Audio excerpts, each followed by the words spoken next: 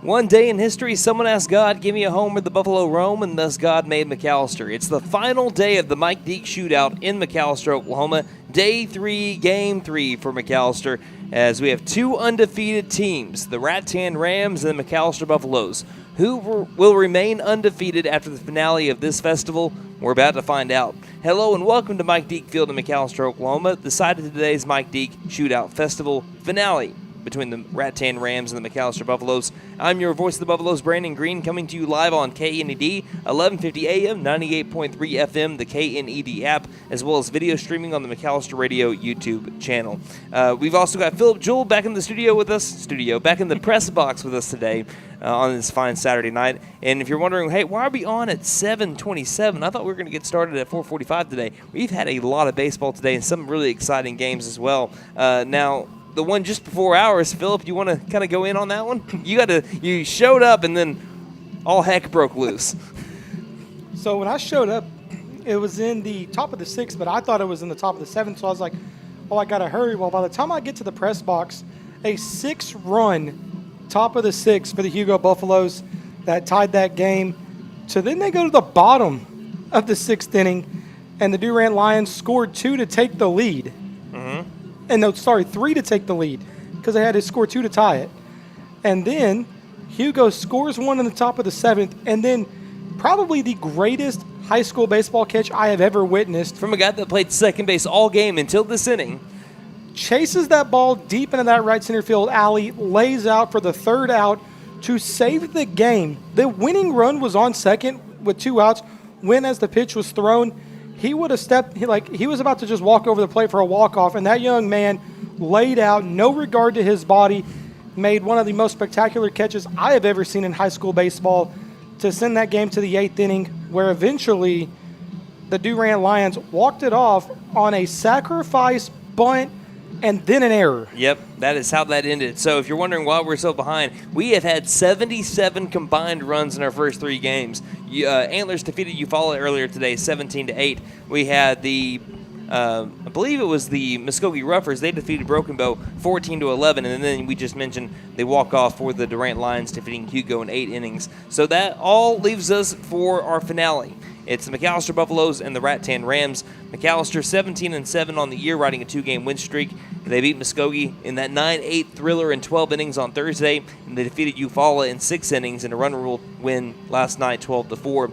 And for the Rattan Rams, they're ranked right now number 3 in Class A, 19-5 on the season, and they're the defending Class A state champions. And not only have they done that, they have won 8 spring state titles, 6 fall state titles, and their last one, they outscored their teams in the 3 games of the state tournament, 38-8 combined. That's how good the Rams were a year ago.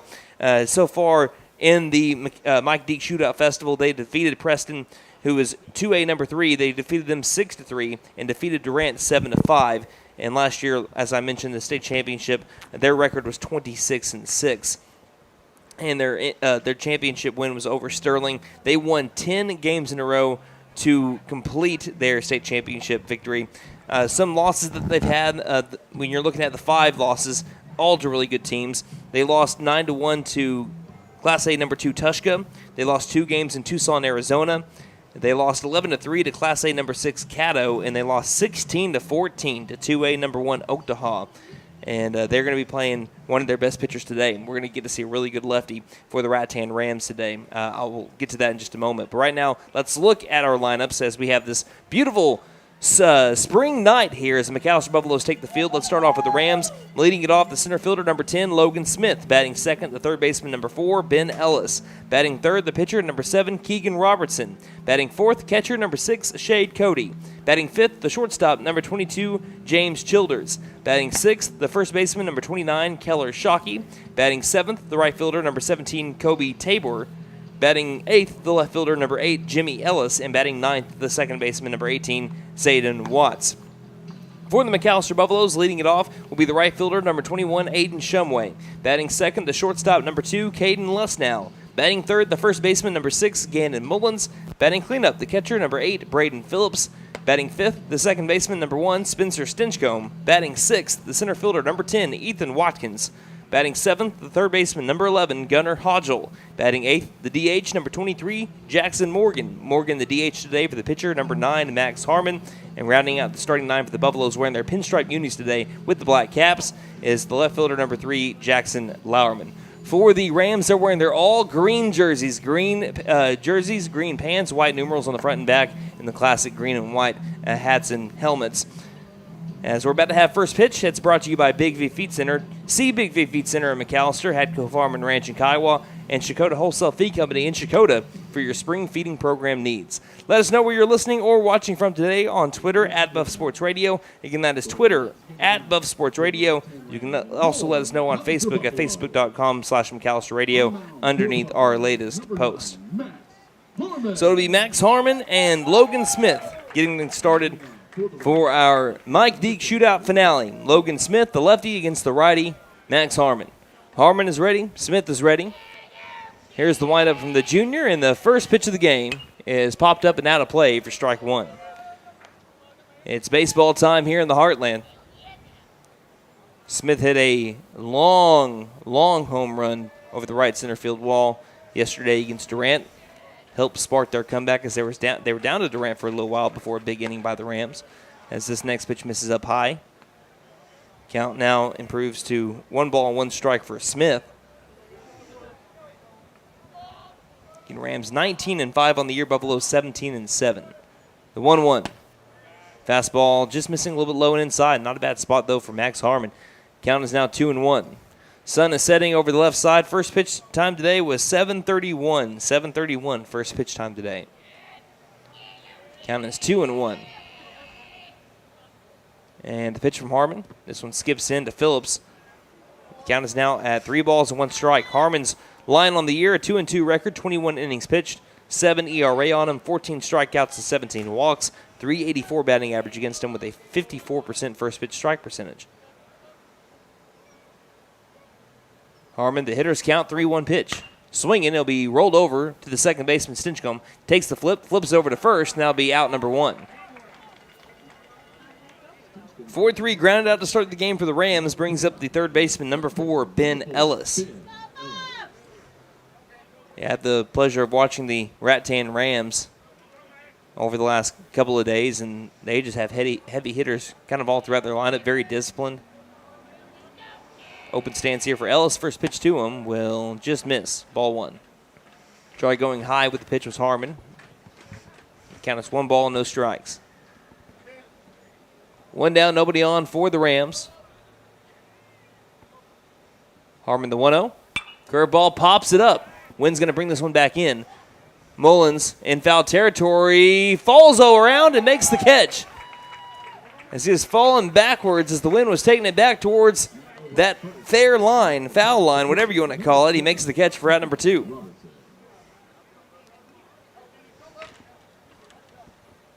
And the night sky was a problem for McAlester trying to catch foul balls. As 2 of them dropped. That one, Mullins looked like he had it under control. First pitch to Keegan Robertson trying to help out his own cause here. As with 2 down and nobody on, first pitch to him is going to be a fastball to move the count to 0-1. No balls, 1 strike, 2 down. No score, top of the first for the Rams up at the dish. All the way back in the box is Robertson and the 0-1. Misses up and outside. 1 ball, 1 strike to the 3-hole hitter. I'm not sure if McAllister's played Rattan before, but I know that it hasn't been at least in the last 5 years. 1-1. High hit fly ball, deep right center field. Watkins trying to get underneath it, battling the wind too. Finds a spot, makes the catch, and that'll be out number 3.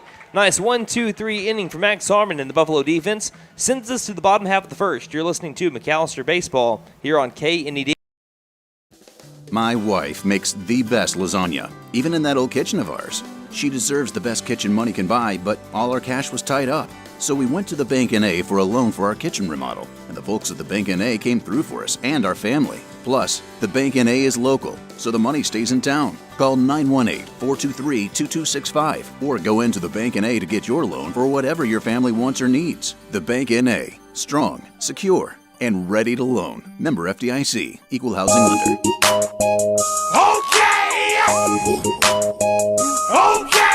Tire and Auto says come meet our new owner, Dylan Hackler. We're a Michelin dealer and we're stocked up with Cooper, Toyo, Hankook, and Max's Buckshot Mutters and Farm and ATV tires. Tire light on? We can fill your tires with nitrogen. We do brakes, alignments, struts, and oil changes too. You'll appreciate our fast, friendly service. All work's guaranteed and estimates are free. OK Tire and Auto, 801 North 1st, McAllister. Call 918-423-2121. Good luck, Buffs. Have a great season.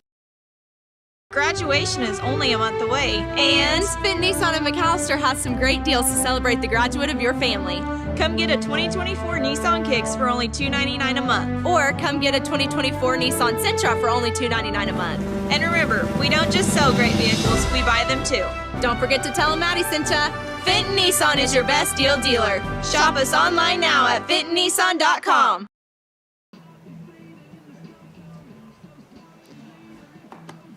Nice 1-2-3 inning for the McAllister Buffalo defense. We head to the bottom half of the first, as it's Aiden Shumway, Caden Lussnow, and Gannon Mullins for the McAllister Buffaloes against Keegan Robertson. We'll look around the diamond for the Rams. At first, you have Shockey, second base, Watts, shortstop, Childers, third base, Ellis in the outfield. Ellis also in left field, as Jimmy Ellis at third base has been Ellis. Center field, Smith, right field, Tabor. And the battery for the Rams, Cody behind the plate, and Keegan Robertson on the mound. This first pitch from Robertson is a high fastball for ball one. Robertson, he's a Cowley County, I believe at this point, signee. 84-mile-per-hour fastball from him. According to Prep Baseball Report, as this one's fouled off to move the count to even at 1 ball and 1 strike. And brings a lot of arm side run from the left arm. Good slider, good off speed. Really tough pitcher to face. Robertson gets the sign that he likes from Cody, and the 1-1 to Shumway. And this one's fouled off after a little bit of a check. And what I mean by a little bit, I mean as about a little of a check as you can have. It's fouled off to move the count in favor now of Robertson at 1 ball and 2 strikes. Some big-time wins for the Rams this year. They defeated Class B number 8. I believe that's Caney at 16-2. Can't read my own handwriting. 1-2 pitch. Misses up and outside. Count now even at 2-2. They defeated Class B number 3 Tupelo 5-3. Class A number 4 Wright City, they beat them 6-4 and 4-3 this year. 2-2. This one will miss outside, and Shumway's worked the count full at 3 balls and 2 strikes. They defeated Class A number 16 Red Oak 10-2 and 2A number 6 Calera 5-4. 3-2 pitch. Fouling it off and staying alive is Shumway. 3 balls and 2 strikes to Aiden Shumway, who won the season. Still batting .484, .571 on base percentage.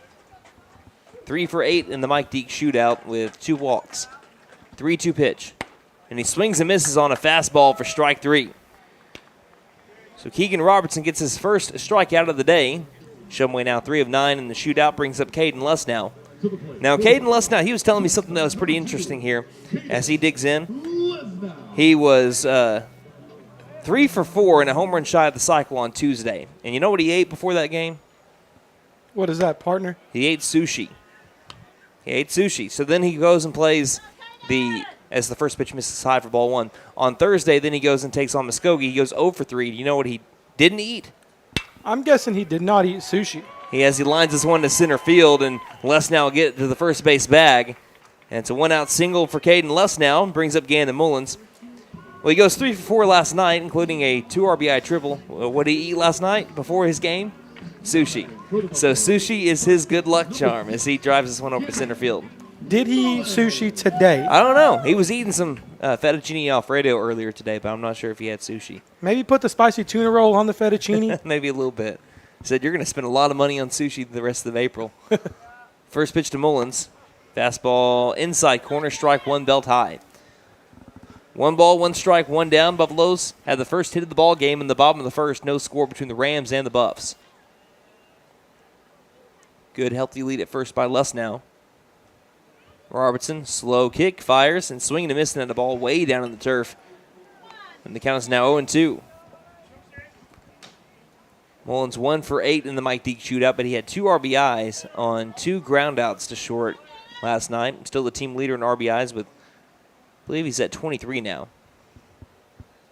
But right now down on the count, 0-2. And time will be called by Mullins at the plate. Bottom of the first, no score. Wind blowing out to left center field quite a bit. Here's a pickoff over to first. They'll throw over to second as Lussnow takes off. The throw is offline as we have the shortstop.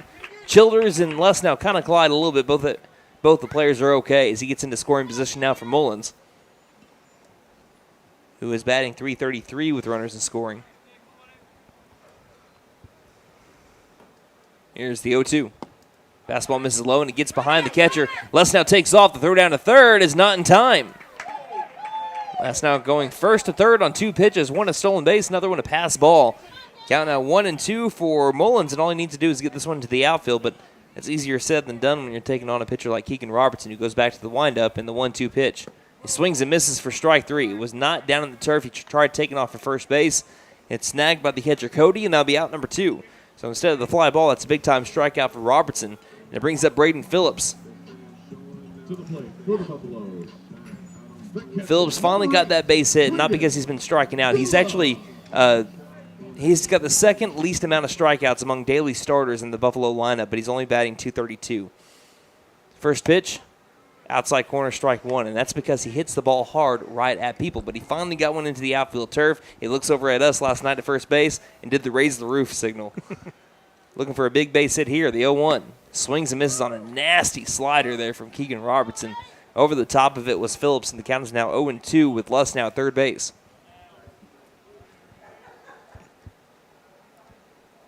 Robertson trying to hold Lussnow there. The 0-2 pitch. Catches the outside corner, and he does so. 3 strikeouts for Keegan Robertson in the bottom of the first. He did have a base hit given up on him by Caden Lussnow, who made it a third. Buffaloes can't bring him in, and we are scoreless heading to the top of the second. You're listening to McAlester Baseball here on K. Angel's Diner, Steakhouse, and Pub serves great breakfasts all day and juicy burgers too. Angel's Diner also serves brick oven pizza on Friday and Saturday nights from 5 p.m. to close. Angel's Steaks are certified Angus beef, and the pub offers beer, wine, and mixed drinks. Breakfast, lunch, and dinner make it Angel's Diner, Steakhouse, and Pub. 1402 South George 9 Expressway, McAlester. Call 918-423-2633. Open Monday through Saturday, 7 a.m. to 9 p.m. Sundays, 8 a.m. to 2 p.m. Like us on Facebook.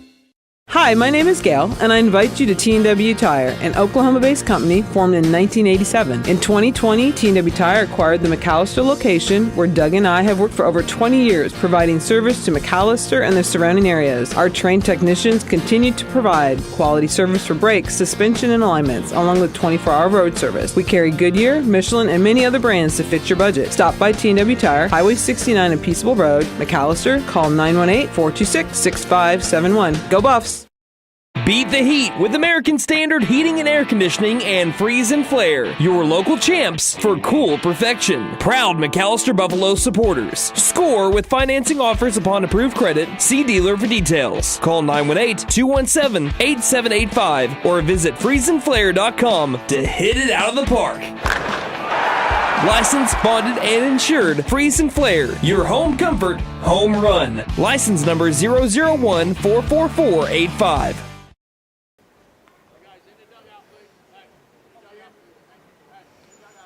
We're scoreless heading to the second inning. McAlester tied up with the Rattan Rams, the defending Class A state champions, as it's the 4, 5, and 6 batters up now, the middle of the order for the Rams. Shade Cody, James Childers, and Keller Shockey. Cody the catcher for the Rams. First pitch to the righty from Max Harmon. will miss the outside corner for ball one. Not a bad spot, though. Rams went down in order back in the first inning, ground out to second, fly out to first, and a fly out to center field, but every batter went to the right side with the wind blowing to the left. This one's popped up to the right side, too. This one, the wind will not bring back in as it goes into the sea of concrete, a.k.a. the parking lot. We got Brian tuning in from Florida once again. Thank you for listening, Brian, as the Buffaloes taking on the Rams here in this Mike Deak Shootout finale. Let us know where you're listening from or watching from again on Twitter at Buff Sports Radio or Facebook at facebook.com/McAlester Radio. 1-1 skips into Phillips, and the count is 2-1. And we've had some not-so-good games, some really good games here in the shootout. We've had a lot of runs, though, scored. That's for certain. In 77 combined runs in the first 3 games of this Saturday. So next pitch misses down to the turf, ball 3. We've also saw leather getting flashed. We've saw just web gems left and right. We say that to say this. Come on out next week for the 5A shootout. Absolutely. 3-1 from Harmon. Hard hit line drive right up the middle into the outfield, and the Rams have their first base hit from the cleanup hitter, Shade Cody. And it brings up the shortstop, number 22, James Childers.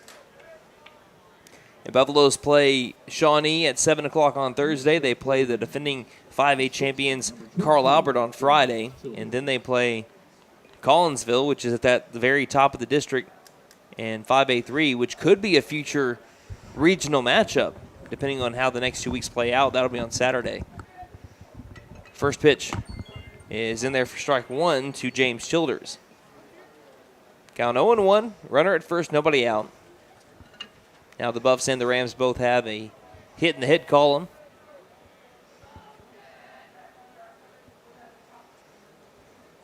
Harmon will pick off over to first to keep his runner honest.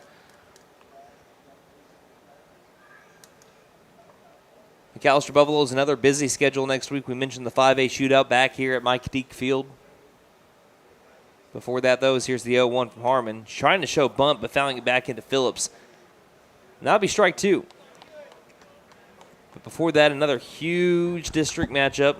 McAlester travels to Sapulpa, and then Sapulpa comes here on Tuesday. I believe McAlester is playing in their, I want to say, what is it? I think it's their 9th game.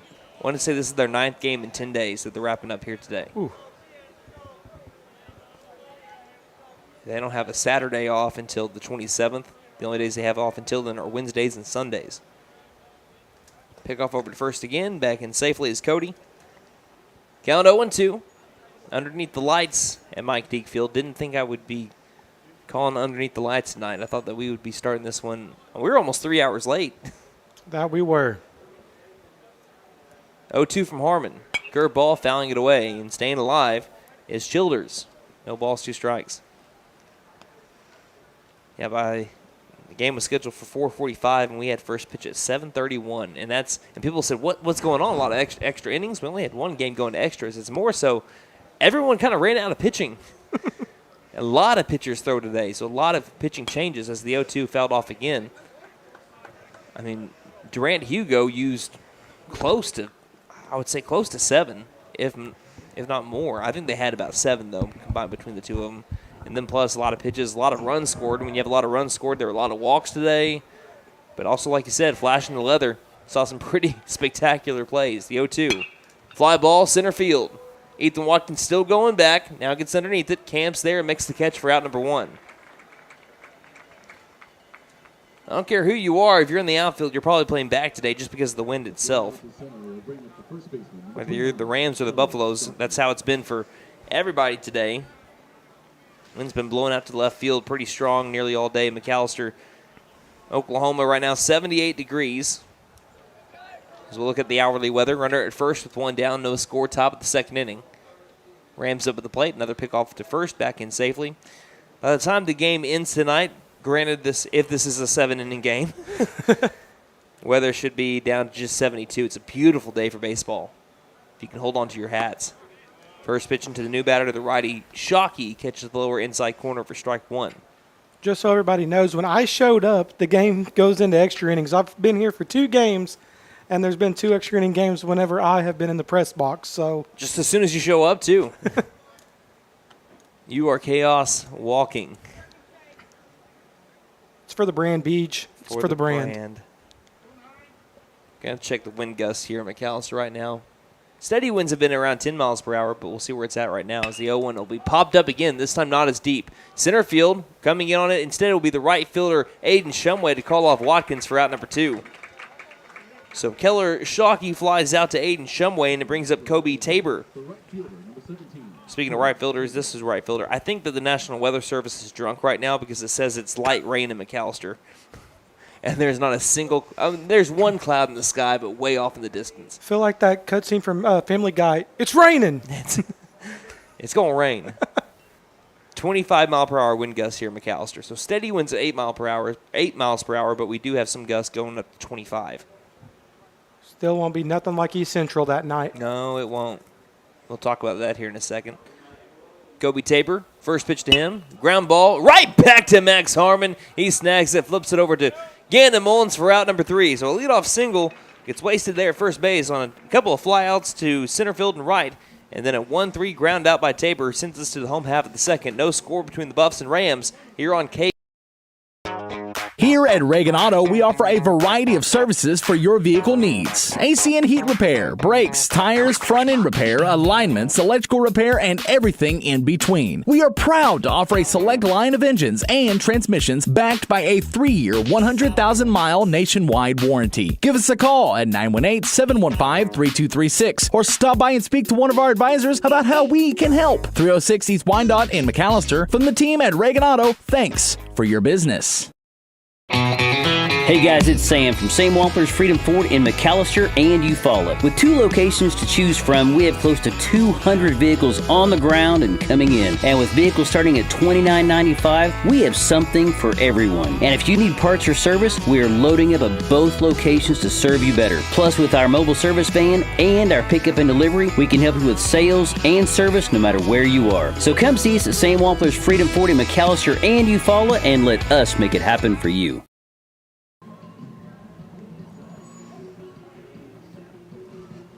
Buffaloes will bring up the 5-6-7 hole batters as they did have a single from Caden Lessnow back in the first, who seen the ball really well, coming into today batting .367, good for second on the team.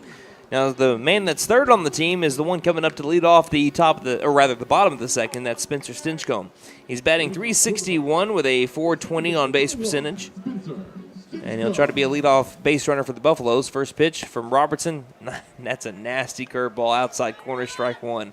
You think it's going to be a ball the entire way into the left-handed batter's box, and it comes in and clips that outside corner to the right-handed batter.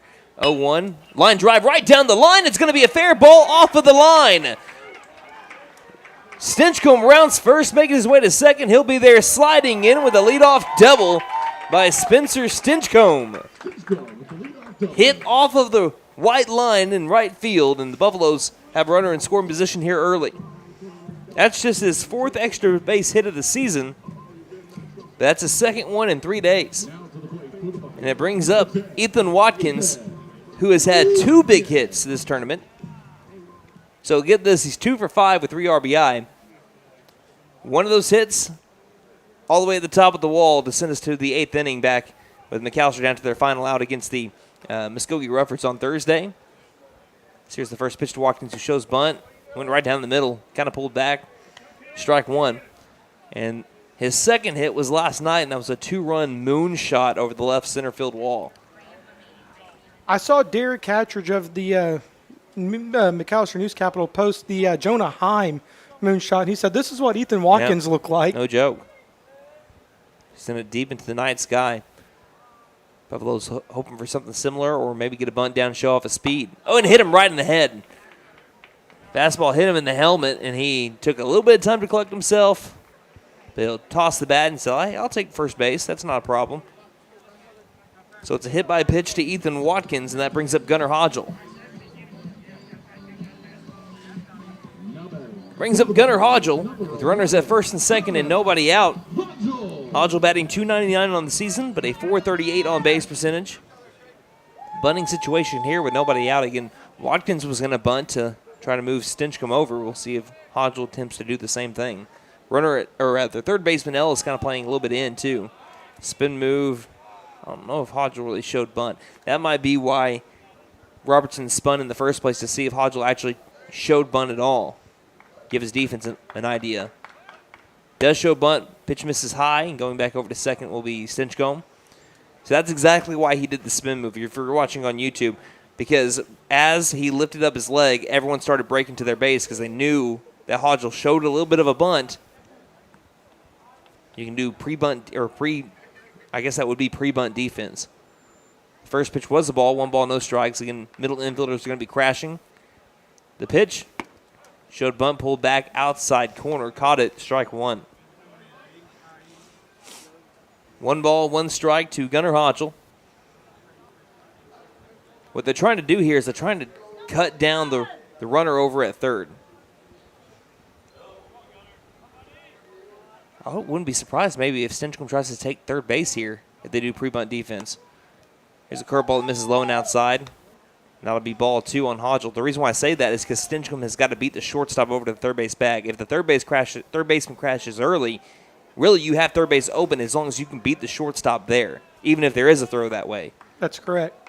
It's also hard to hit a moving target from the catcher too and make the catch and apply the tag. 2-1 misses high, and that'll move the count to 3 balls and 1 strike. And see on that last pitch, first baseman crashing down the first base line. Third baseman stayed still to prevent the steal from Stinchcomb. There's so many moving parts in the baseball game that people maybe not understanding. And that's pretty cool. And especially a team as good as Rattan, who 3-1, showing bunt, pulled back, caught the inside corner, and the count is now full at 3-2. Who year in and year out is playing for fall and spring state championships. So the crash and roll is something that they know all too well playing small school baseball. 3-2 pitch. Swing and a miss for strike 3. Hodgel strikes out, and that brings up Jackson Morgan with runners at first and second. Had his first 2 hits of the season here in this tournament. He is 2 for 6 with an RBI and a chance to put McAlester on the board early. So Watkins at first, Stinchcomb at second. All of Robertson's outs have been strikeouts except for maybe this one. There's a softly hit ground ball towards the second baseman, snagged and flung over to first by Watts, and that'll be out number 2. It efficiently kind of works like a bunt here. It was a check swing, and it slow rolled to the second baseman, Watts, and moves runners over to second and third. Bring up Jackson Lauerman.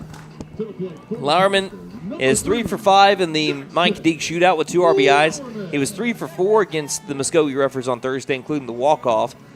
He was 0 for 1 yesterday with 2 walks and a strikeout. 9-hole batter up for the Buffaloes with runners at second and third and 2 down. No score, home half of the first. Robertson fires. First pitch up and outside, ball 1.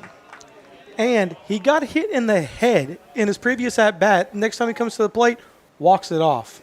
Not only did he get hit in the head, when he got back up from being hit in the head, he flung his bat towards the dugout as he fouls this one off well away, and they'll move the count to 1 ball, 1 strike. And in that marathon of a day, he even started on the bump for the Buffaloes and went 8 innings. Threw exactly 120 pitches.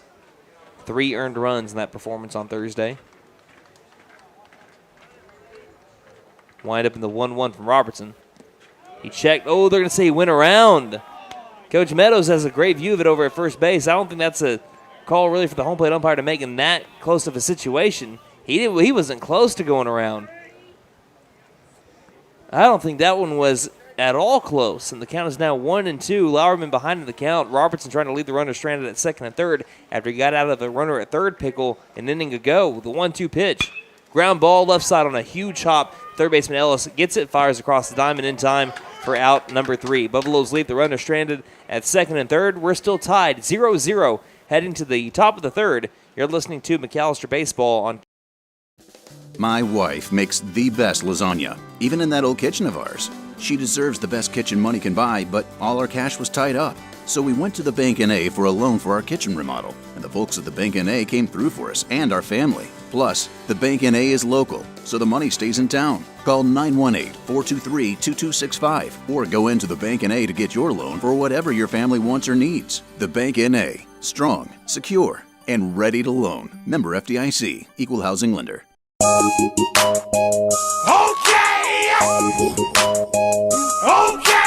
Tire and Auto says come meet our new owner, Dylan Hackler. We're a Michelin dealer and we're stocked up with Cooper, Toyo, Hankook, and Max's Buckshot Mutters and Farm and ATV tires. Tire light on, we can fill your tires with nitrogen. We do brakes, alignments, struts, and oil changes too. You'll appreciate our fast, friendly service. All work's guaranteed and estimates are free. OK Tire and Auto, 801 North 1st, McAlester. Call 918-423-2121. Good luck, Buffs. Have a great season. Graduation is only a month away. And Finn Nissan of McAlester has some great deals to celebrate the graduate of your family. Come get a 2024 Nissan Kicks for only $299 a month. Or come get a 2024 Nissan Sentra for only $299 a month. And remember, we don't just sell great vehicles, we buy them too. Don't forget to tell them Maddie sent ya. Fenton Nissan is your best deal dealer. Shop us online now at FentonNissan.com.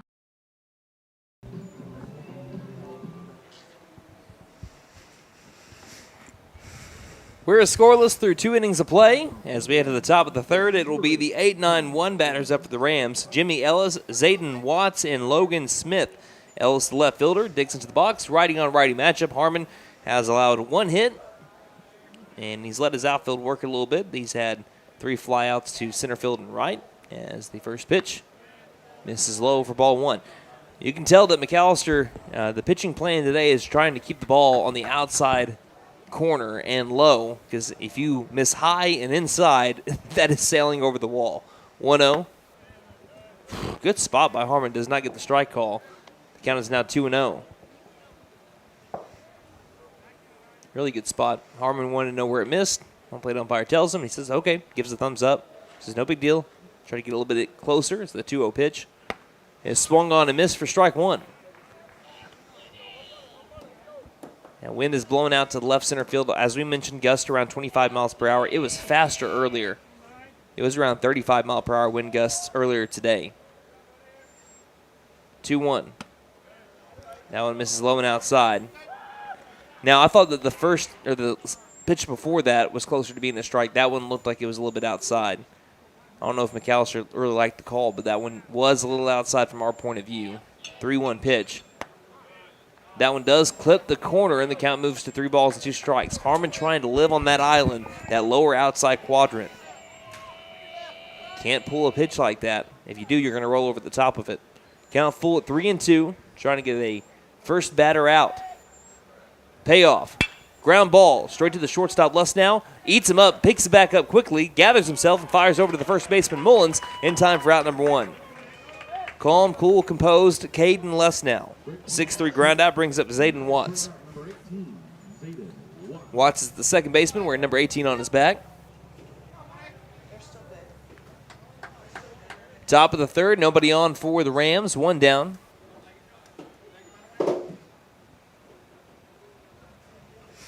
McAlester, with the exception of Muskogee, have played more innings than anybody this week by far.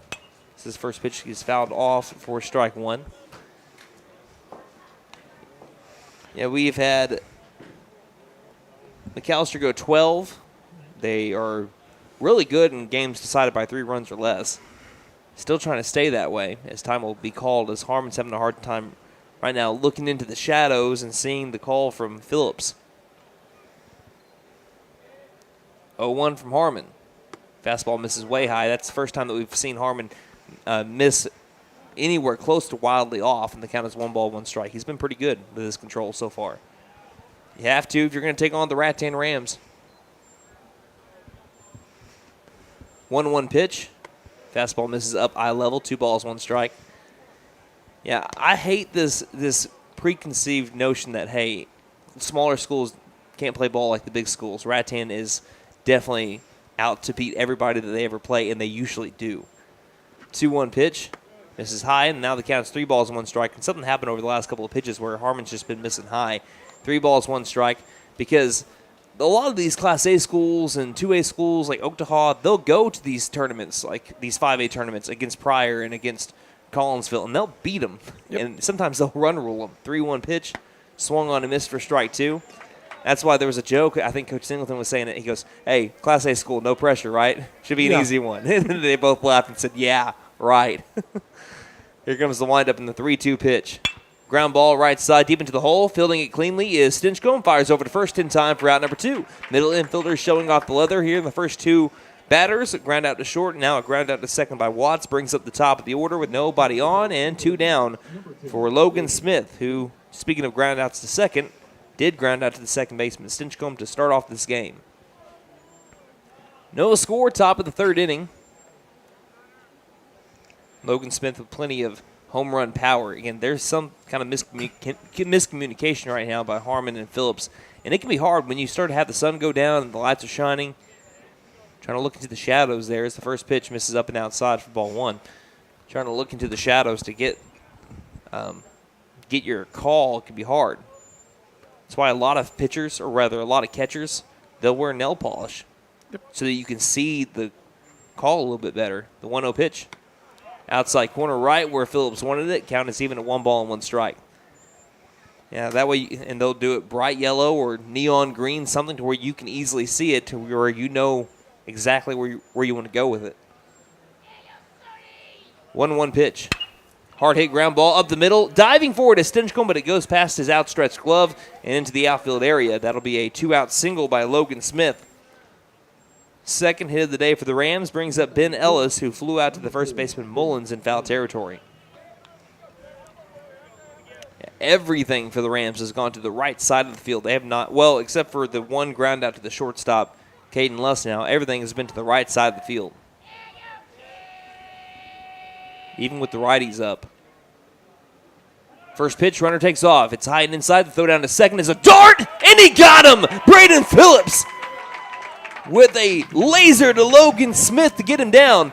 And that'll be out number 3. Essentially, Max Harmon and the Buffalo defense going 1-2-3 in the top of the 3rd.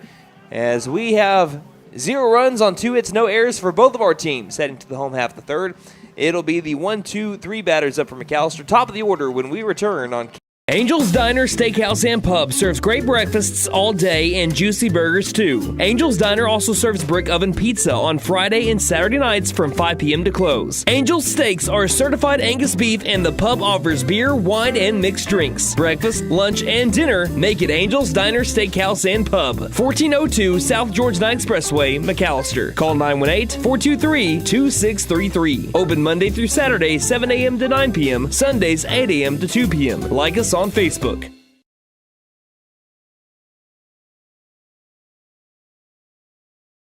Hi, my name is Gail, and I invite you to T&W Tire, an Oklahoma-based company formed in 1987. In 2020, T&W Tire acquired the McAlester location, where Doug and I have worked for over 20 years, providing service to McAlester and the surrounding areas. Our trained technicians continue to provide quality service for brakes, suspension, and alignments, along with 24-hour road service. We carry Goodyear, Michelin, and many other brands to fit your budget. Stop by T&W Tire, Highway 69 and Peaceable Road, McAlester. Call 918-426-6571. Go Buffs!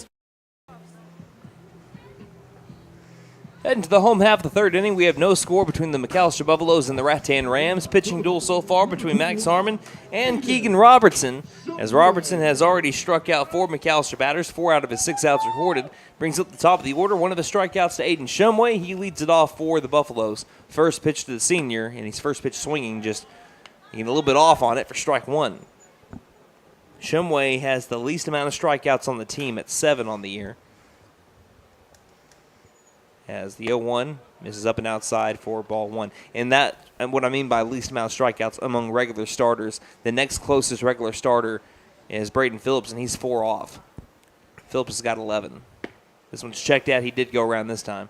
And the count is 1 ball and 2 strikes. The one earlier on Lauerman, I don't think it was close, but that one looked like he did cross the plane. 1-2 pitch. This is down low, and the count's even at 2 balls and 2 strikes. Buffaloes have made Robertson here work early, though. Robertson trying to get into a rhythm and trying to work quickly. 2-2 pitch. This is outside, and the count is now full at 3 balls and 2 strikes. McAlester going really deep into a lot of these counts. Trying to work up the pitch count of Robertson. 3-2.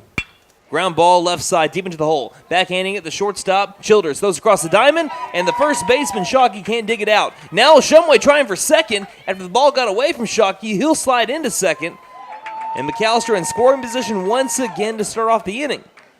They have left 3 runners stranded in scoring today.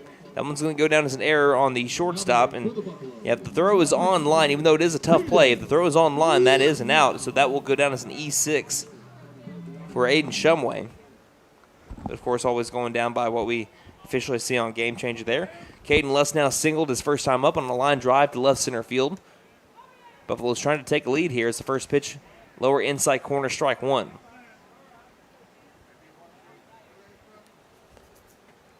Now, Philip called it so far. I mean, I told him about all the scoring we had in the first 3 games. The next pitch misses up and inside for ball one. I said, yeah, we've had, at the time, it was 75 runs scored in three games. And he says, yeah, watch it. It'll be 0-0, or the final score will be 1-0 here between Rattan and McAlester. We're still scoreless right now, bottom of the third. As this one's line on a hop to the second baseman. Fielding it cleanly, Watts over to first, just gets Lessnow, and that'll be out number one. And Lessnow's looking over at the runner at second, Aiden Shumway, and says, why aren't you moving over to third? What you're taught as a runner at second base, if there's a ball hit to your left, you're going over to the right side and getting to third base. I think what Shumway thought is that it was kind of on a line. It wasn't one hopper to the second baseman, Watts. He was afraid of getting doubled up if it was caught in the air. But still, by the time he saw it hit, he probably should have been making his way to first. I think he was worried that maybe he'd get caught up there at third base. First pitch to Mullins is low and inside for ball one. They ruled that Aiden Shumway ground ball deep into the hole a single on Game Changers. That's what we're going to be rolling with. Those are our official stats for McAlester. 1-0 pitch. This one just goes through the glove of the catcher, Cody, and it won't matter. Shumway does eventually get over to third base. Now he'll hear from Coach Mullins about what he should have done on that last at-bat by Lessnow. Counts even at 1 ball and 1 strike. Now, getting over to second, that was on the error. Now, you can claim that he got to first base on the single, but that's still going to be an error to move Shumway over to second. So we do have our first error of the day regardless on the Rams. It's just an extra base hit with it, too. So runner at third. Infielders will come on in the infield turf with the exception of the second baseman. He's going to play back. Watts is. 1-1. Fastball right down the middle. That'll be strike two. 1 ball, 2 strikes on Mullins. Robertson looking for another big-time strikeout. The pitch. Curveball missed outside. Count even now, 2 balls, 2 strikes. Buffaloes have been able to get a runner at third base and even one in second base to be right behind him in the last inning. Have not scored yet. 2-2. Pops it up in the infield right side. Watts overran it. He fell to his knees, and it lands into the outfield. It'll end up being a bloop single as it never hit the glove of the second baseman, Watts. That will go down as a line drive regardless in the box score. And now that's a RBI single for Gandon Mullins. The Buffaloes score first. Watts is playing deep, and it was a fly ball that just hit off the lip of the infield turf that separates it from the outfield. But running in on it was Watts, and then he fell to his knees as he kind of slipped and noticed that he was overrunning the ball. First pitch to Phillips, huge cut. He was going for the fences there. That one's fouled straight back into the backstop for strike one. Now, Phillips has got home run power. You know how hard he hits the ball. He was close to hitting a home run against the Edison Prep Eagles all the way back on, I think it was March. I want to say it was 11th. But it hit off the top of what I call the green monster because the Eagles are green as well. As this one he checks out, but he does go around on a nasty slider once again from Robertson. Count 0-2, Buffalo's leading 1-0, bottom of the third.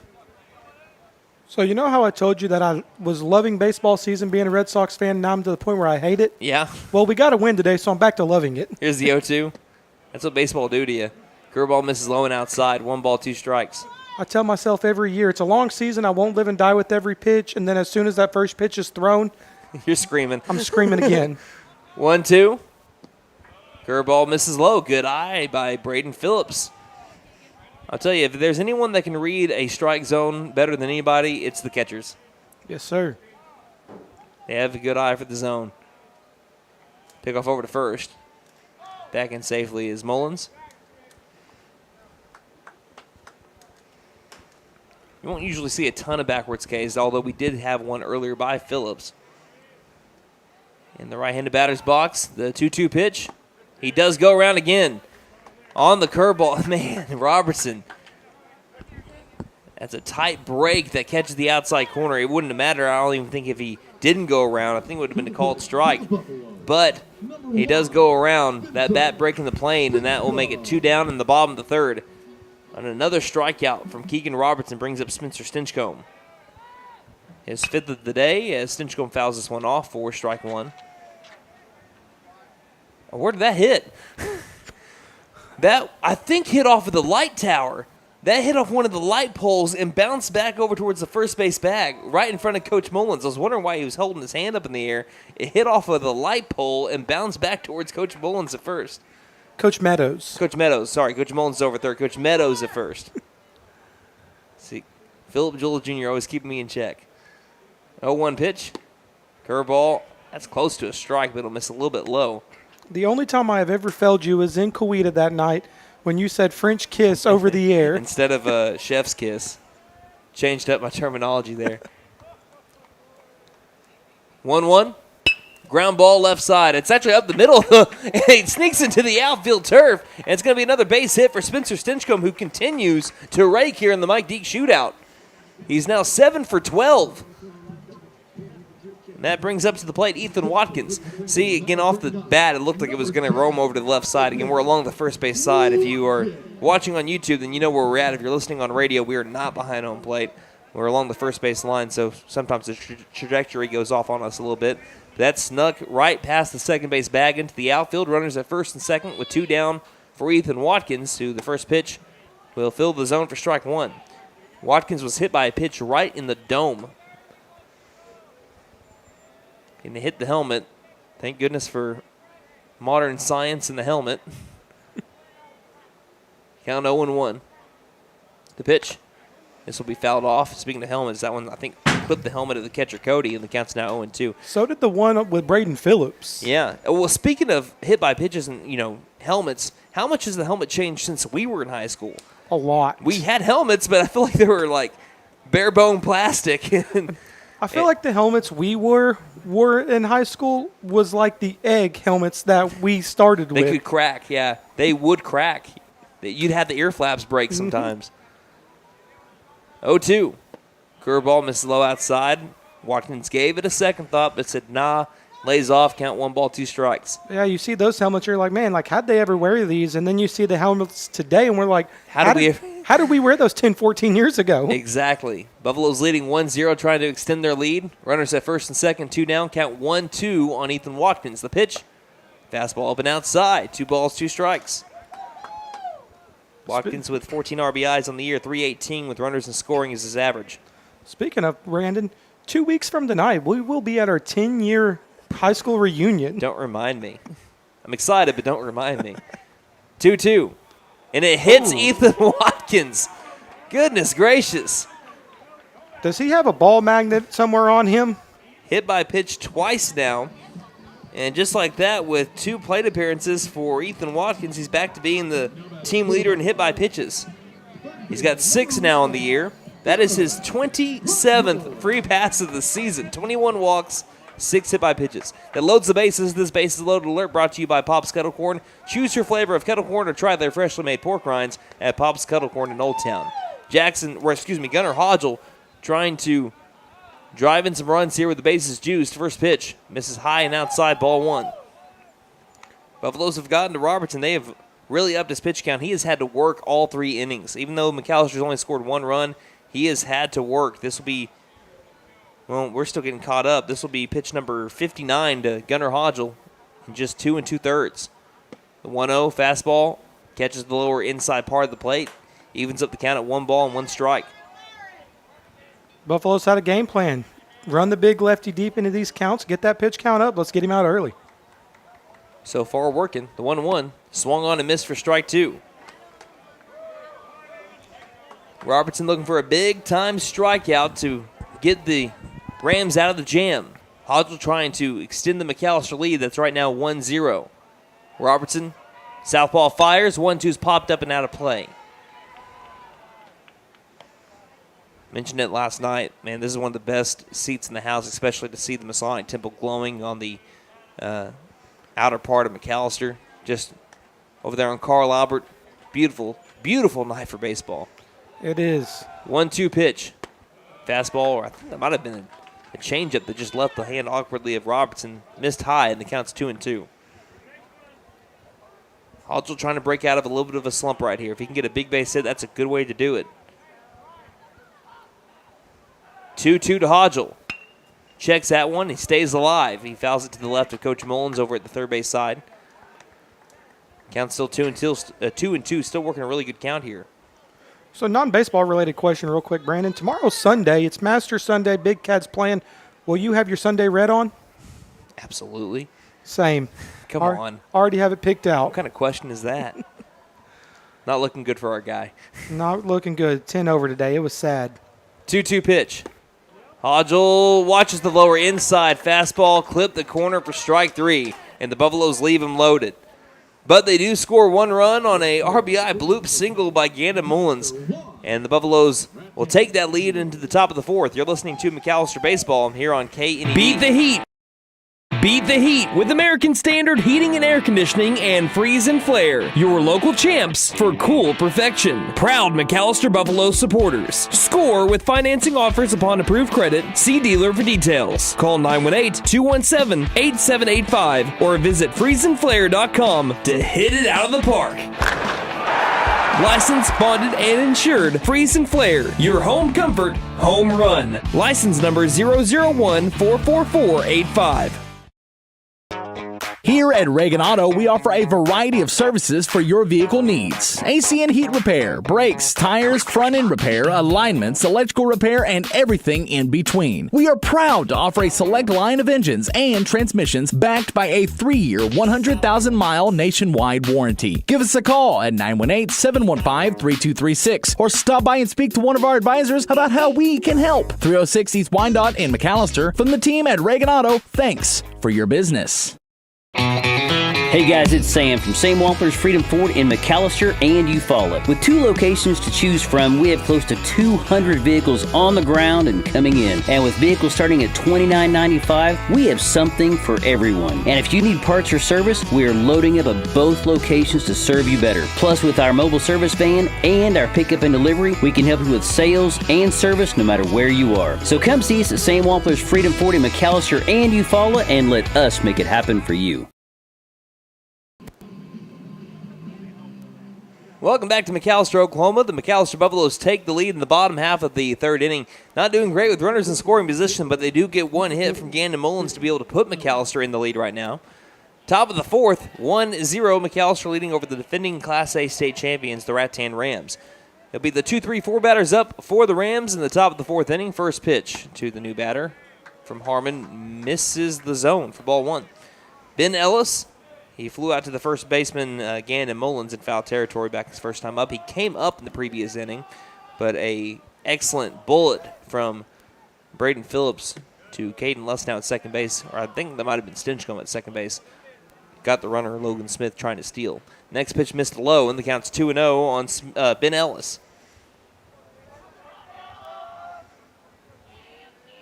Harmon with the windup and the 2-0 pitch. Fly ball right field. Chasing after it, Shumway towards the foul line. Will watch it land fair, and it'll be at least a double. Shumway fires it into the shortstop, Lustnow, and it bounces away from him. He doesn't know where it's at. Stinchcomb will go after it, but staying put there is Ben Ellis as it hit off of the right field line. Man, that thing is attractive to baseballs today.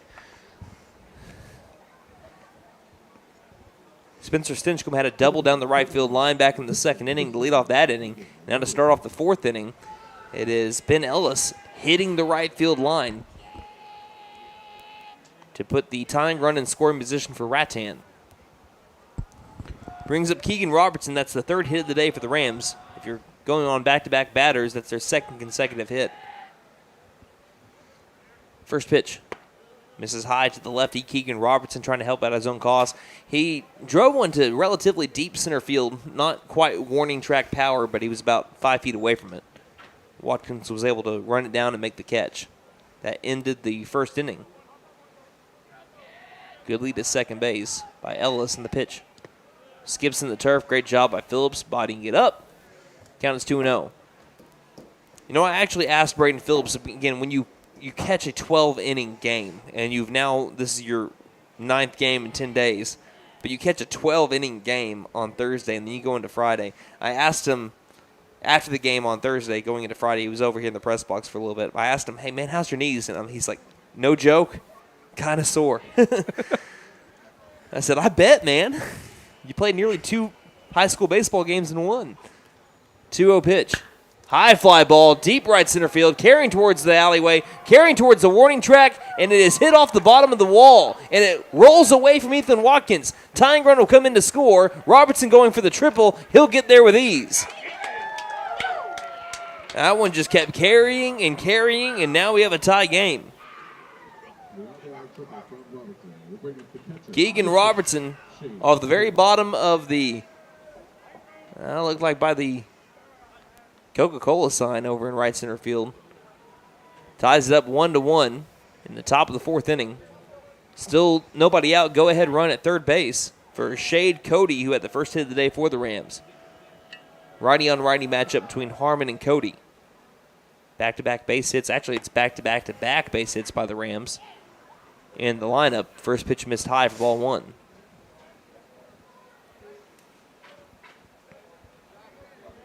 Tell you what, also college softball's been weird over this last weekend. Yeah, it has. Last couple weekends, Oklahoma losing 2 out of 3 to Texas and losing to BYU. Followed it up with a win today as the next pitch misses outside for ball 2. But Oklahoma State losing the series to Iowa State. Really? That happened this last weekend too. So just a weird weekend, and I don't think it's ever been this wide open in college softball in quite a while. Here comes a 2-0 pitch from Harmon. Pops it up. The wind might take this one back in. Mullins chasing after it. It's right in front of us, and it lands. Well, it would have landed. Us. Yeah, it would have landed right on my head if we didn't have a roof here. The count is 2-1. Thank goodness for modern engineering. Well, and also, hands, because I guess I could have caught it. Now, there was the voice of the Texas Tech Red Raiders a few years ago. He actually had a fly ball or foul ball come back into the booth, and he caught it, like right in front of his face. He said, my hand hurts so much right now. 2-1. That's a cross-up. Going to try to block it was Braden Phillips as he slid over into the left-handed batter's box, and it hit him kind of in the wrist area as he slid over to the right. 3 balls, 1 strike, the count. Hitters count for the cleanup hitter, Shade Cody. Still nobody out. Go-ahead run at third base for the Rams. Harmon winds and deals the pitch. Fouled straight back, and he moves the count to full at 3 balls and 2 strikes. You remember a few years back, every year when they go play the Little League World Series at Williamsport, how they always bring them like the weird concession food? Right. And like that foul ball made its way into the booth and like knocked over the food that they just brought. What a waste of food. Here's the 3-2 from Harmon. Line drive, that's a great piece of hitting. That's going to hop into the alleyway. It'll be a RBI single. Rattan takes the lead. That was an excellent pitch from Max Harmon. There wasn't much more he could do there. He kept that around the knees, maybe even a little bit below it. He actually looked like he had Cody to chase. Cody looked like he chased a pitch out of the zone below the knees, and he still drove it into left center field to take the lead for the Rams. Sometimes you just got to tip your cap as a pitcher, and that time, Harmon won't do it, but I think he's mentally doing it. I know me as a McAlester broadcaster is doing it. Right. That brings up James Childers. There's a long conversation right now as time was called. He'll speak with his head coach, Michael Clay, at third base. And the Rams have had a good McAlester Mike Deak Shootout Festival. They beat the number 3 team in 2A Preston 6-3. Defeated Durant last night and come from behind fashion 7-5. And saved one of their best, if not their best pitcher for McAlester tonight, Keegan Robertson. He's already racked up 6 strikeouts. Here's a hard hit ground ball past the diving Gunnar Hodgel at third base. And they just continue to hit the ball. Still nobody out. Moves the runner from first over to second. Rams leading 2-1, and that now, mark it up, is their 5th consecutive hit. Brings up Keller Shockey. Like a virus, this hits are contagious. Buffaloes could use the good old triple play. I have never seen a in-person triple play, let alone in high school. I haven't either. Well, no, I take that back. I have seen a triple play before. Take it back. There was one year I've seen a lot of anomalies. Here's a bunt attempt, and it will go right in front of Phillips. He'll field it, throw over to first, and he missed the bag. Gannon Mullins made the catch, and then he tried to find the bag. Now it's a bang-bang play. It's hard to make for the field umpire behind the mound over by the second base area, and it was close enough if he touched the bag before Keller Shockey made his way there. He'll speak with the field umpire, Coach Mullins will. And that's a hard one. We'll go back and try to watch that one, but I'll let Philip try to do that for me. Again, we had the luxury of having instant replay, but that's a hard call to make for a field umpire. That is really close. So we're going to watch it right now while they speak about it. As we watch it back over. Harmon dealed, showed the bunt. Phillips fired. Missed the bag. No, he's safe. He looks safe. That's a good call. The foot was there. He was trying to drag it back, but the foot was there before the ball. And then once he caught the ball, his foot came off and he tried to get it back on. That was a good call. In real time and not slowing it down, that looks like a good call from where we're at, too. I wasn't mad about it in real time. Brings up Kobe Tabor.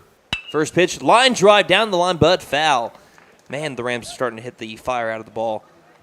That's officially going to go down as an E3 on Gannon Mullins. So nobody out, bases loaded for the Rams, and they have a chance to really break this open after McAlester took a lead in the bottom of the third. They score 2 in the top of the fourth. And all that talk about pitch count with Keegan Robertson doesn't matter if you get a huge lead. You try to end the game early. Buffalo's trying to not have that happen as the 0-1 bounces, and Phillips, being a wall, keeps it in front and moves to kind of even at 1 ball and 1 strike. No, going back to before that whole thing happened, I've seen 3 anomalies in one season. I saw a 9-pitch, 3-strikeout inning.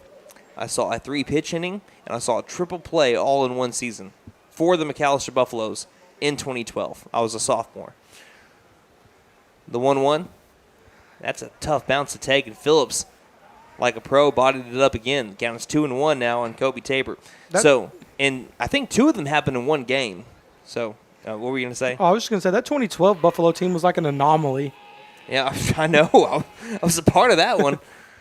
I got to play some time at third base, some pitching a little bit there too. As the next pitch misses low and outside, ball 3 to Kobe Tabor, a pitch away from walking in a run. But I think in one game, I don't quote me for sure, but I'm pretty sure in one game we saw a 9-pitch, 3-strikeout inning and a 3-pitch inning in the same game. As this one isn't going to be in the turf, and that's going to be ball 4. So it's an RBI walk. The first walk given up today by Max Harmon makes the score 3-1. And McAlester, I think their bullpen's about to start getting a little busy. So you talk it's about Jordan Clark that's making his way towards the bullpen. And it brings up, real quick, Jimmy Ellis. So we talk about things that we haven't seen in person. I was at the Astros-Rangers game in 2019, and the bases were loaded. I've never seen an in-person grand slam. And I went to the concession stand. First pitch to Ellis has popped up the chute. We'll hold that thought for a second. Again, Mullins chasing out after it. Land on top of the press box. It is getting pulverized right now. Looks like the moon right now with all the craters. Strike 1 on Ellis with nobody out. Bases loaded. Buffalo's trailing 3-1 on the Rattan Rams. But I was being a good fiance at the time. I went to the concession stand because it was hot to get my wife a bottle of water. I love how you said at the time. At the time, we were engaged, and then I just hear a gasp. I look up at the TV at the concession.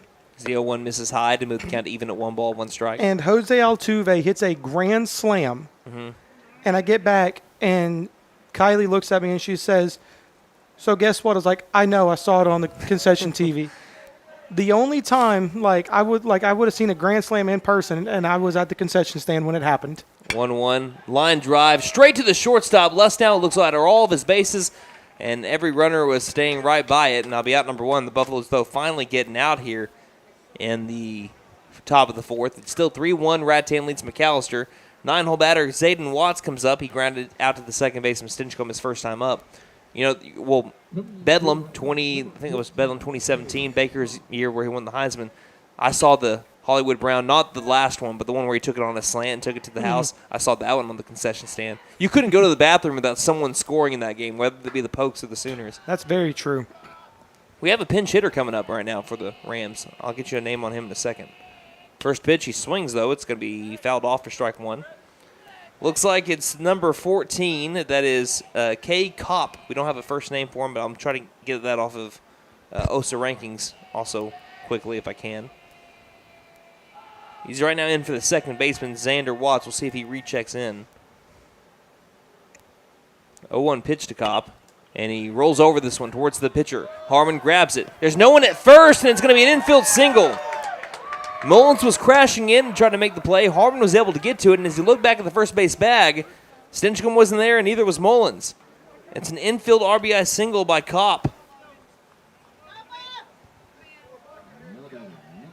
And the bases are still loaded, and the Rams bring in another run and make it 4-1. I never told you about the triple play. I think the triple play was Adam Boyd ran down a warning track, line drive, diving catch or something, and then everyone thought that it hit the ground in the outfield. He threw over to second for one out and threw over to first for the other one to double out all the runners. Triple play. And I remember him running in as the first pitch misses down low to Logan Smith. I remember him running in and saying, "What the heck is going on?" Because we saw everything else that season, and then we saw that one. That was a fun year of baseball. 1 ball, no strikes. Smith 1 for 2 today. The pitch, ground ball, chance for a double play. 4, 6, 3, 2 for the price of 1. Just what the doctor ordered for the McAlester Buffaloes. After kind of a rough top of the 4th inning, the Rams take a 4-1 lead, but McAlester prevents further damage with the 4-6-3 double play. As we have played a half a 7-inning ball game, McAlester trailing again by 3. Up to the plate will be the 8-9-1 batters to the black and gold when we return. My wife makes the best lasagna, even in that old kitchen of ours. She deserves the best kitchen money can buy, but all our cash was tied up.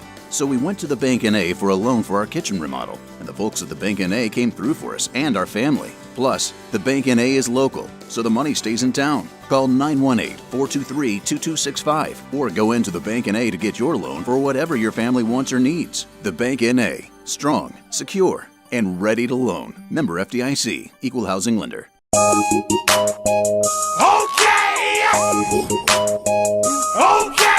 Tire and Auto says come meet our new owner, Dylan Hackler. We're a Michelin dealer and we're stocked up with Cooper, Toyo, Hankook, and Max's Buckshot Mutters and Farm and ATV tires. Tire light on? We can fill your tires with nitrogen. We do brakes, alignments, struts, and oil changes too. You'll appreciate our fast, friendly service. All work's guaranteed and estimates are free. OK Tire and Auto, 801 North 1st, McAlester. Call 918-423-2121. Good luck, Buffs. Have a great season.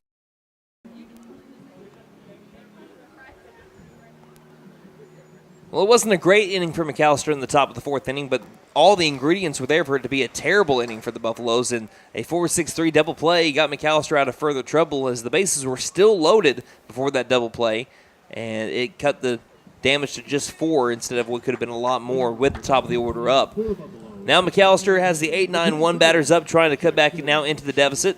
Trailing by 3, first pitch from Robertson to Morgan is going to be a fastball missing inside corner, ball 1. Morgan grounded out to the second baseman. That was Watts on a slow roller his way on a check swing. Jordan Clark was warming up at the McAlester Buffaloes in their bullpen. As here's a check swing, missed low and outside as Morgan held up, count 2-0. Also, I think McAlester unbiasedly. It's a 2-0 pitch, fills the zone for strike 1. I think McAlester does have one of the coolest bullpens in Oklahoma high school baseball. I think it feels big league. It does. If you've ever been over here to Mike Deak Field, 2-1 pitch. Swung on and missed for strike 2. A little late on the fastball was Morgan. 2 balls, 2 strikes, nobody on, nobody out. 4-1 McAlester trails, bottom of the 4th. And you have the wall there. It feels like you are in your own little room over there and beyond the left field foul line. 2-2 pitch. He checks, he does go around. That'll be strike 3 on another swinging strikeout from Keegan Robertson. Already his 7th strikeout of the game. 7 out of the 10 outs recorded by the Buffalo offense have been from the strikeout. Brings up Jackson Lauerman. He grounded out to the third baseman Ellis his first time up. First pitch misses, ball 1. That was always a really cool tradition that we had. I'm getting things ready right before McAlester game as the 1-0 fills the zone, strike 1. I'm getting things ready before McAlester game, so I don't always get to see exactly what McAlster's doing right before first pitch. But something that was always cool when we were in high school is the 1-1 is sky high, right shallow center field as who wants it? It'll be the center fielder. Smith underneath it to make the catch for out number 2.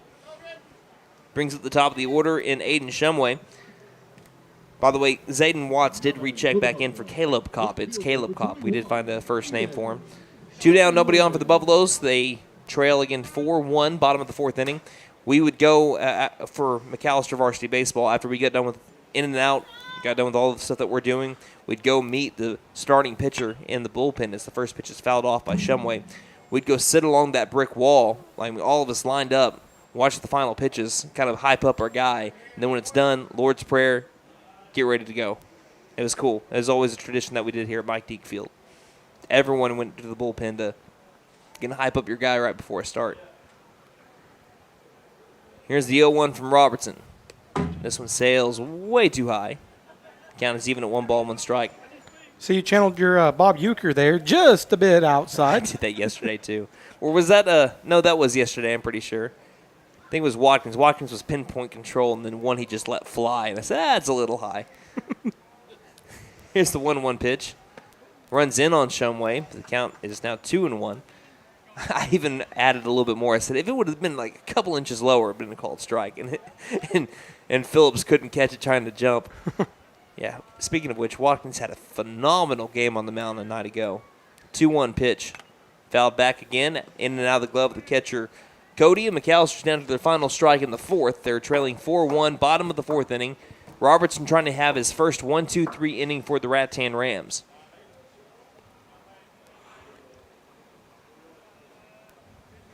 Robertson looking for his 8th strikeout. The pitch, change up, and he tosses the bat on ball 3. Shumway will take the bat back, and we'll have 3 balls, 2 strikes heading our way. I think Shumway knew it as soon as he let go of the bat, too. That was the thing. He let go of it, and he froze like a statue. Roberts shakes off Cody, now starts the windup and the payoff to Shumway, and it misses well low and outside anyway, so he'll take his base regardless. And it brings up Caden Luss now, who's 1 for 2 today. He's singled and grounded out to the second baseman. Buffalo's trying to work some 2-out magic right here, down 4-1. Luss now the team leader in triples by a wide margin. He has 8 triples, 8 out of his 13 team-leading extra base hits.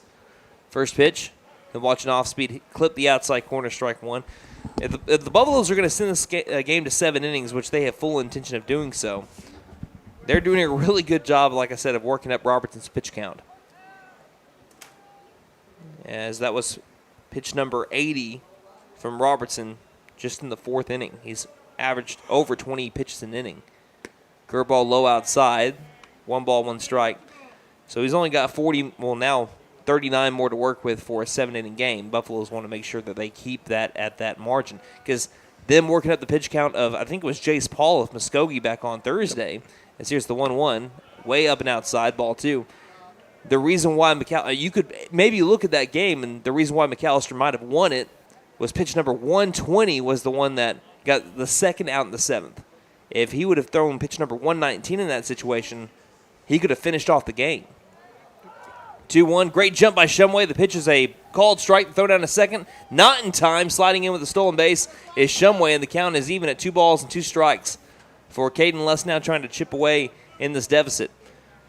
But McAllister's ability to work deep into counts, get Paul out of the game, led to them seeing Estes, who was great in his own right, but McAllister saw him better. Yep. I mean, and that's just the way things go. You know, sometimes one guy releases the ball one way, you can't see it. As the 2-2 is swung on and missed for strike 3, and that'll end the McAllister threat in the bottom of the 4th. We head to the top of the 5th. I'll let you finish off your thought real quick before we go to commercial break. Yeah, I was just going to say, you know, some guys you really can't see the baseball out of their hands. Other guys, they could have some of the same stuff, but it just looks like a beach ball coming out sometimes. Top of the 5th, McAllister trails 4-1 as we head that way. You're listening to McAllister Baseball on. Graduation is only a month away. And Finn Nissan and McAllister has some great deals to celebrate the graduate of your family. Come get a 2024 Nissan Kicks for only $299 a month. Or come get a 2024 Nissan Sentra for only $299 a month. And remember, we don't just sell great vehicles, we buy them too. Don't forget to tell them Maddie sent ya. Fenton Nissan is your best deal dealer. Shop us online now at FentonNissan.com. Angel's Diner, Steakhouse, and Pub serves great breakfasts all day and juicy burgers too. Angel's Diner also serves brick oven pizza on Friday and Saturday nights from 5 p.m. to close. Angel's Steaks are certified Angus beef, and the pub offers beer, wine, and mixed drinks. Breakfast, lunch, and dinner make it Angel's Diner, Steakhouse, and Pub. 1402 South George 9 Expressway, McAlester. Call 918-423-2633. Open Monday through Saturday, 7 a.m. to 9 p.m. Sundays, 8 a.m. to 2 p.m. Like us on Facebook. Hi, my name is Gail, and I invite you to T&W Tire, an Oklahoma-based company formed in 1987. In 2020, T&W Tire acquired the McAlester location, where Doug and I have worked for over 20 years, providing service to McAlester and the surrounding areas. Our trained technicians continue to provide quality service for brakes, suspension, and alignments, along with 24-hour road service. We carry Goodyear, Michelin, and many other brands to fit your budget. Stop by T&W Tire, Highway 69 and Peaceable Road, McAlester. Call 918-426-6571. Go Buffs!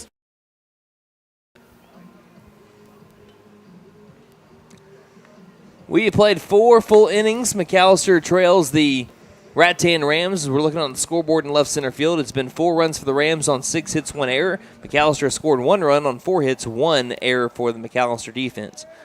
It'll be the 2-3-4 batters up for the Rams. Ben Ellis, Keegan Robertson, and Shade Cody. What led to that 4-run inning for the Rams? Well, they had 1, 2, 3, 4, 5, 6 consecutive people reach base to start off that inning. So here's a ground ball, and they nearly had a base runner to start it off in the first pitch, but it's just a little bit to the left of the third base bag for strike 1. Ben Ellis hit a double, who led off the last inning, so they brought up all 9 batters to the plate.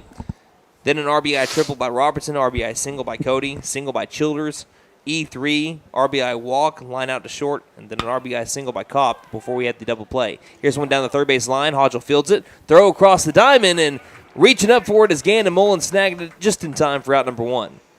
So 5-3 ground out. Nice piece by Ellis, but better field and throw and stretch by the corner infielders. Brings up Keegan Robertson, who arguably has the biggest hit of the day.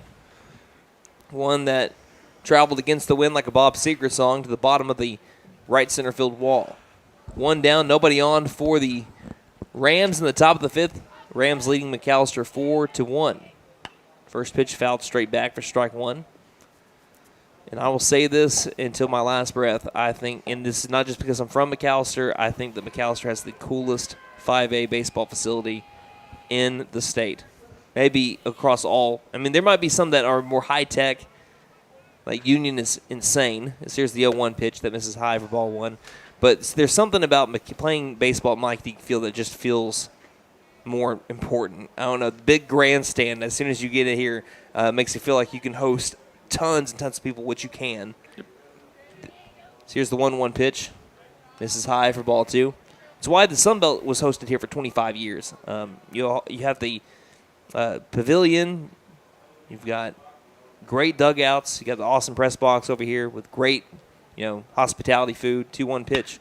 Ground ball straight back to Max Harmon again, who grabs it, flips over to first base in time for out number 2. That's the second time today that he's been able to grab a hard-hit ground ball out of thin air and make the play. So 2 up, 2 down for the Rams here in the top of the 5th. Brings up Shade Cody, who is 2 for 2 with 2 singles, one of them being an RBI. The very first baseball game I ever watched at Mike Deak, it was raining and it was lightning, so we couldn't play my Little League game. First pitch, fouled off for strike 1. At the field right behind us. Well, since it was a wood bat league, they didn't make them stop at that moment for lightning detection. Yeah. And so, I come over here and I watched them play a wood bat league, and I thought that they were big leaguers, and they were literally just high school kids playing a wood bat league in the summer with the way that the field is, as huge as it is. I thought it was big time. Well, also, as the next pitch misses low, what do we got the count at? I have it 1-1. 1 ball, 1 strike to Shade Cody. Another thing is, when we were playing, we were, 3rd to 8th grade, maybe 3rd to 6th grade. If you had a little bit of lightning, they didn't really try to hold up and say, hey, we're going to get this game in regardless. Here's another base knock for Shade Cody on a line drive to the center fielder, Ethan Watkins. 2-out single makes him 3 for 3 on the day and brings up James Childers with the runner at first and a 4-1 Ram lead with 2 down in the top of the 5th. But, yeah, 3rd through 6th grade, if you saw a little bit of lightning or a little bit of rain, they said, okay, ball game. We're not gonna call this one. We're not going to play this one. But, yeah, here in high school baseball, which they were playing over in the Wood Bat League, if it was lighting, okay, we'll take 30 minutes, let everything go through and try to play it, which, man, we were lucky enough to watch a lot of really cool baseball games, and still are over here at McAlester, Oklahoma. This site hosts some college games every once in a while. Here's a hard hit line drive right up the middle, another base hit. And this one gets past Ethan Watkins and rolls towards the wall. It's going to be a run scored as Watkins gets it in. It'll be a throw down to third that's not in time. This will go down as an RBI. Well, not even an RBI. This is going to go down as a single for James Childers, and the run scores on the E8. It's McAllister's second error of the day. And it brings up Keller Shockey, who's 0 for 2 with a fly out to right and an E3. You know, one of my favorite non-baseball baseball memories of school? What's that? Was when we went to Shawnee and played as freshmen, and then the tornado warning as we were coming back on the bus. Listen, I know exactly what you're talking about. Here's a ground ball up the middle. Chance for ending the inning here for Les now as he fires over to first to hit Gannon Mullins for out number 3 as McAllister leads 5-1. We'll hold that thought and restart it when we get back to McAllister's side of the inning. Again, 5-1 McAllister trails as we head to the home half of the 5th on Beat the heat with American Standard Heating and Air Conditioning and Freeze and Flare, your local champs for cool perfection. Proud McAllister Buffalo supporters. Score with financing offers upon approved credit. See dealer for details. Call 918-217-8785 or visit freezeandflare.com to hit it out of the park. Licensed, bonded, and insured. Freeze and Flare, your home comfort, home run. License number 001-44485. Here at Reagan Auto, we offer a variety of services for your vehicle needs. AC and heat repair, brakes, tires, front-end repair, alignments, electrical repair, and everything in between. We are proud to offer a select line of engines and transmissions backed by a 3-year, 100,000-mile nationwide warranty. Give us a call at 918-715-3236 or stop by and speak to one of our advisors about how we can help. 306 East Wyandotte in McAllister. From the team at Reagan Auto, thanks for your business. Listen to you. You do your homework. Nancy goes, he really does his homework a lot. Yeah, he does. He does a great job. You guys do great. We head to the home half of the 5th inning. We got Coach Hughes back in the building with us. Man, I wish I could talk to Coach Hughes a lot longer right now. If you want to ever grab a headset, Coach, you're always more than welcome to the broadcast. I want to let you know that right now. Yes. McAllister is trailing 5-1 as the first pitch to Gannon Mullins is fouled off for strike 1. Again, Coach Hughes, if you heard a little bit of talking in the background, that's who we were speaking with. I love that man. Randy Hughes, former everything for McAllister Public Schools. Mullins so far today is 1 for 2 with an RBI single and a strikeout. The 0-1 pitch from Robertson clips the outside corner, upper outside part of the zone. The count's now 0-2. Again, Buffaloes trail 5-1, bottom of the 5th with nobody out. Robertson looking for another K as he's got 8 on the day, and the 0-2 is now his 9th. Swing and a miss of Gannon Mullins, and that'll be strike 3. Buffaloes 1 down, nobody on in the bottom of the 5th, 5-1 the score. Rattan leads. But before we went to break, Philip Jewell talked about, as we have Braden Phillips coming up to the plate, who's 0 for 2 with a couple of strikeouts. He talked about us going to Shawnee. We actually went to Wowoka. I'll never forget it. I got to pitch in that game. Here's a high hit fly ball, deep left field, carrying towards the warning track, and it'll hit off the bottom of the wall and bounce way away from the left fielder, Ellis. Rounding second will be Phillips, trying to take 3. Here's the throw in from the left fielder, Ellis, and it won't be in time. Sliding in with a 1-out triple is Braden Phillips, and that's that bolt of energy that the McAllister Buffaloes needed. They tried to chip away at this 4-run deficit. It's 5-1 on a deep drive, on a line drive from Braden Phillips.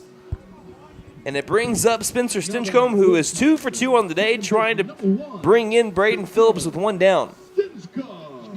So Robertson will go to the windup. Again, this story will have to take a pause once again. Here's the windup in the first pitch to Stinchcomb. Misses up high for ball 1. But, yeah, we were coming back from Wowoka. It was a high-scoring game. I hate to say that as I was the one pitching. But we were taking on, as the JV team, our freshman year. So here's a swing and a miss for strike 1. Way out in front of it was Stinchcomb on the curveball.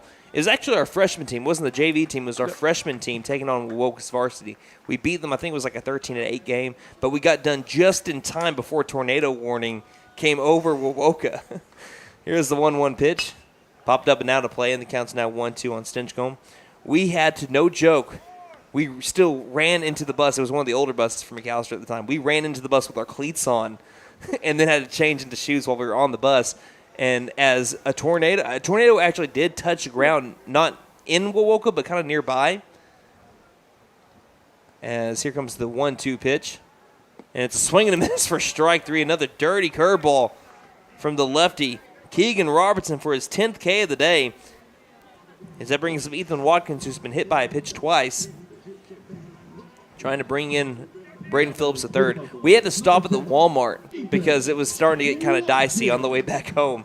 We had to stop at a Walmart, wait it out, and we ate it at a McDonald's inside the Walmart as, like, all heck was breaking loose outside. I'll never forget that either. First pitch to Watkins, misses the zone for ball 1. I remember my mom, she was working nights at the time, and she's texting me because she knew we were out and, like, on the road, and she was like, y'all better be getting safe. Y'all better be under coverage. Here's a pitch that's a swing and a miss, and it gets to the backstop. Easily scoring will be Braden Phillips. And McAlester, hey, they'll get it done that way, any way possible. And McAlester gets their second run of the game in the bottom of the 5th. They now get that run back that gave up in the top half of the inning. It's a 3-run McAlester deficit, now trying to start a 2-out rally. 1 ball, 1 strike. Here's the windup in the pitch from Robertson. Swing and a miss for strike 2. But just to finish off this story real quick, you said that your mom was saying you better be careful. Yeah, she was like, y'all better be careful. Y'all better get the coverage. You know, there's a tornado coming where y'all are at. And it was just one of the most memorable times. Like, I will never forget that. Watkins checks, holds up as the pitch misses down the turf to move the count to 2-2. Like, yeah, all your parents ever tell you better be safe. I'm like, yeah, my 14-year-old self, 15-year-old self will grab the reins of the bus and lead us to safety. That's exactly what I'm going to do. We're driving into it, and we're going to launch Dorothy. 2-2 pitch. This one will miss down low as well, and the count is 3 balls and 2 strikes to Ethan Watkins, who has not recorded an official at-bat today. Instead, he's been hit by a pitch twice. He's been hit by a pitch now 3 times in this festival alone. 3-2. This one misses up and outside, and he still doesn't have an at-bat. He'll take his base, though. Which reminds me, I'm ready for the next movie to come out this summer. Oh, yeah, Twisters. It's a long-awaited sequel to one of our favorite movies of all time, especially if you're an Okie. Exactly. Gunnar Hodgel is over 2 today. He struck out swinging and looking. There's a runner at first and Ethan Watkins. 2 down. I don't know if Watkins was telling Coach Meadows here's the first pitch curveball that misses for ball 1. I don't know if he was trying to tell him how nasty Keegan Robertson's curveball was, but he was showing a swing path and showed where the ball, I think, was. And he's like, man, I was way off. 1 ball, no strikes. Here's the next pitch. Fastball up high for ball 2. I don't know if he's doing that or if he's trying to say me checking at the swing. As we do have now, after 2 consecutive balls and then the last walk, we're going to be having a mound visit. We'll take at least a 30-second break as the Buffaloes are trailing 5-2 with 2 down and a runner at first here on. Hey guys, it's Sam from Sam Wampler's Freedom Ford in McAlester and Eufaula. With 2 locations to choose from, we have close to 200 vehicles on the ground and coming in. And with vehicles starting at $29.95, we have something for everyone. And if you need parts or service, we are loading up at both locations to serve you better. Plus, with our mobile service van and our pickup and delivery, we can help you with sales and service no matter where you are. So come see us at Sam Wampler's Freedom Ford in McAlester and Eufaula and let us make it happen for you. Welcome back to Mike Deak Field in McAlester, Oklahoma. It is a 5-2 McAlester deficit right now, but for Keegan Robertson, he just threw pitch number 100. He's staying in the game right now. The count is 2-0 to Gunnar Hodgel, who's 0-2 with 2 strikeouts. Next pitch, down the turf, ball 3. So he's really not at all a pace to finish 7 innings as McAlester trails by 3, and that's exactly what McAllister's wanting right now because of how good he's been. 3-0 pitch. Feels his own, strike 1. And he struck out, 10 batters? 10 batters, I believe. Taking off for second on the 3-1 is Watkins. The pitch is low and outside, won't matter. That will be ball 4. Hodgel will take his base, and it brings up Jackson Morgan, who is 0-2 with a strikeout and a ground out to second. Tying run is at the plate. Wind is gusting out to left field at 25 miles per hour right now. It's benefiting the right-handed batter. If Morgan can piece one up, It might completely change the game with one swing of the bat. Huge lead. They'll spin and throw over to second. That's a great throw on the jump by the pitcher Robertson, but still a little bit off the bag. But be able to at least get it away that quickly after he saw Watkins stray off the bag for a little while. It's pretty impressive by the southpaw. Great swipe there by the shortstop, too. Keeping that from going into the outfield. You're right. Here's a line drive left field. Morgan will lay that one in. It should score a run. Here's the throw in from the left field area to third base, and it is not in time as it's an RBI single from Jackson Morgan on the first pitch he sees. McAlester makes it a 5-3 game. That brings up Jackson Lauerman as the tying run is at first base for the Buffaloes. Lauerman has grounded out to third and flown out to center. That was a close play at third base, but Hodge was able to get there just in the nick of time from the throw from the left fielder Ellis. 2 down, tying run at first, McAlester trailing 5-3. First pitch from Robertson to Lauerman, inside corner, strike one. McAlester starting to find their moxie. And right now, I think that they're thinking at the same time, we might be driving up Robertson's pitch count, but we're also seeing him now the third time through the lineup. They're seeing him a little bit better despite still some strikeouts. The 0-1, swinging a miss for strike 2. And you also got you got a big, nice-sized lefty like this. Pulls that string on them off-speed pitches and curveballs. Dirty slider. And when you run that ball in on a right-handed batter and jam them, it's very hard to get the barrel around to it. Mm-hmm. As we have time called by Jackson Lauerman. But here's another side of the thing. If you don't catch the outside corner and you do run it in on the hands, if you get ahead of it like Morgan did right there, you pull it, get into the outfield area. Yes, sir. 0-2 pitch. Swing and a miss for strike 3. Chase the high fastball. But the Buffaloes get 2 runs back. They trail 5-3 as we played 5 full innings of play. We head to the top of the 6th. Rattan leading McAlester 5-3. My wife makes the best lasagna, even in that old kitchen of ours. She deserves the best kitchen money can buy, but all our cash was tied up. So we went to the Bank N.A. for a loan for our kitchen remodel, and the folks at the Bank N.A. came through for us and our family. Plus, the Bank N.A. is local, so the money stays in town. Call 918-423-2265 or go into the Bank N.A. to get your loan for whatever your family wants or needs. The Bank N.A. Strong, secure, and ready to loan. Member FDIC. Equal housing lender.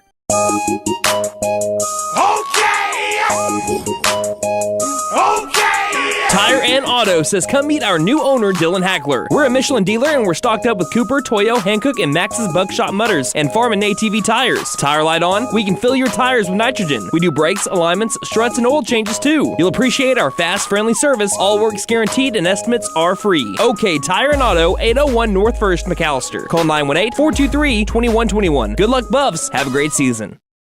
Graduation is only a month away. And Finn Nissan of McAlester has some great deals to celebrate the graduate of your family. Come get a 2024 Nissan Kicks for only $299 a month. Or come get a 2024 Nissan Sentra for only $299 a month. And remember, we don't just sell great vehicles, we buy them too. Don't forget to tell them Maddie sent ya. Fenton Nissan is your best deal dealer. Shop us online now at FentonNissan.com.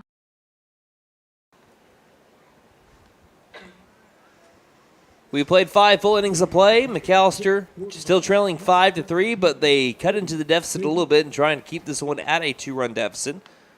Up to the plate, it'll be the bottom of the order for the Rams, 7, 8, 9 hole batters, starting off with Kobe Tabor, who is 0 for 1 with an RBI walk. That's the only walk given up today by Max Harmon. As we're waiting on some McAlester guys to get into the dugout, they were coming from the bullpen. Still working in the bullpen, I believe, is Jordan Clark. He's been working for the last couple of innings. First pitch showing bunt. Good one down the third base line. Coming in on his Hodgel. Fields, there's no play. That's a perfect bunt by Kobe Tabor down the third base line, and it leads to an infield single.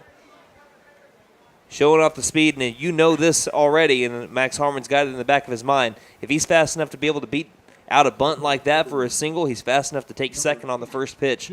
So don't be surprised if there's a pick-off within the first pitch or the second.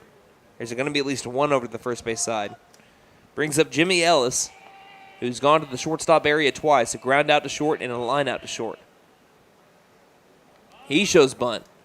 This one will be just foul, and that is very close.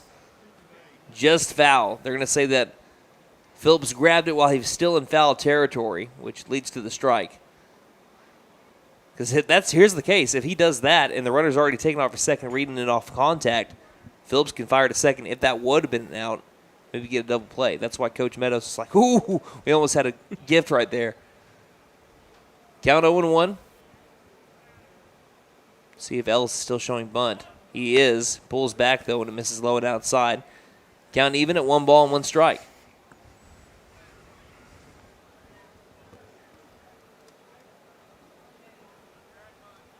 The night game tonight began at 7:31. We're at the hour and 34-minute mark right now. 1-1. Tries to get the bunt down and does again. This time more so towards Harmon. Fields fires over to first in time for out number 1. Sack bunt does its job, though, for Jimmy Ellis. And they should bring it back up to Zayden Watts. And it will. So Zayden Watts was pinch hit for by Caleb Kopp, who hit an RBI single last time through the order. He's back into the lineup as he re-subbed in for Kopp as the second baseman where Watts started the game. It grounded out to second and is only at bat so far. He's got a runner at second with 1 down. Buffalo's trailing 5-3. The pitch. And swinging that one, gosh dang, did it crush our field mic? That's the loudest I've ever seen I've ever heard a foul ball get towards our field mic. Mr. Anderson, we have another expense to make. No balls, 1 strike. I'm legit turning it up a little bit to make sure that it didn't hit it. I mean, it's behind a whole net. It should be fine. Yeah, we're good. We're good. Count 0-1 on Watts. Good lead at second. And the pitch. Hard hit ground ball to the shortstop left now. Fields it. Throws over to first. And in time for out number 2. That's a couple of times where the runner at second, not purposely, just the runner at second, Tabor. At first when the ball was hit hard, it was towards Lesnow. And the runner was in his line of vision. So Lesnow had to work around that. Made the grab, and as he threw it, still Tabor, who went back to the second base bag not to get doubled up in Lesnow's line of vision, had to throw around him. And in time for out number 2. Brings up the top of the order, though. Logan Smith is 1 for 3 with a couple of groundouts to second, including a 4-6-3 double play. 2 down, and the pitch. Low, ball 1. Now, Logan Smith, the Cowley County commit, I believe at this point signee, possibly. Depends on when each player signs. I know a lot of people have signed this week, actually, for high school baseball. Their intent to play at the next level. He's got plenty of pop. The 1-0. Fills his own for strike 1. Smith hit a home run yesterday against Durant. That was a line drive. I mean, it was not a fly ball. It was a line drive that was still, I think, elevating as it made its way over the wall. I mean, he smoked it. Sounds like how I hit my 6-iron sometimes. A little bit more slice? A little bit. 1-1 is swung on and missed way out in front for strike 2 is Smith. Harmon still looking for his first strikeout of the day. Can he get it here against one of the best batters the Rams have? Count at 1-2. 5-3 Ram lead. McAlester, who's getting some momentum offensively, trying to keep the deficit at 2. And the 1-2. Ground ball right side. Diving for it as Stinchcomb gets into the outfield turf. They'll try to wave home the run. It'll be there easily. And getting another run back is Logan Smith, RBI single. And these Rams keep on just hitting the ball hard. It brings up Ben Ellis. Ellis is 1 for 3. He has flown out to first, grounded out to third, and doubled in between those two at-bats. According to the scoreboard, the 10th hit of the game for the Rams. We talk about McAlester with runners in scoring, but Rams have been pretty good, but they've had their share of missed opportunities too. First pitch runs up and inside on Ben Ellis for ball 1. The lead now goes to 6-3 for the Rams. Runner at first with 2 down. What I mean by some missed opportunities, they had the bases loaded with still only 1 down at the top of the order coming up. And that was that double play that helped McAlester keep this one in control. This one's a high hit fly ball, deep left center field. This one will land, and all those runs McAlester worked for back in the previous half inning, that has been erased. An RBI double by Ben Ellis. As going from first to home is Logan Smith to make this a 7-3 game on the 11th hit of the day for the Rams and the second extra base hit from Ellis.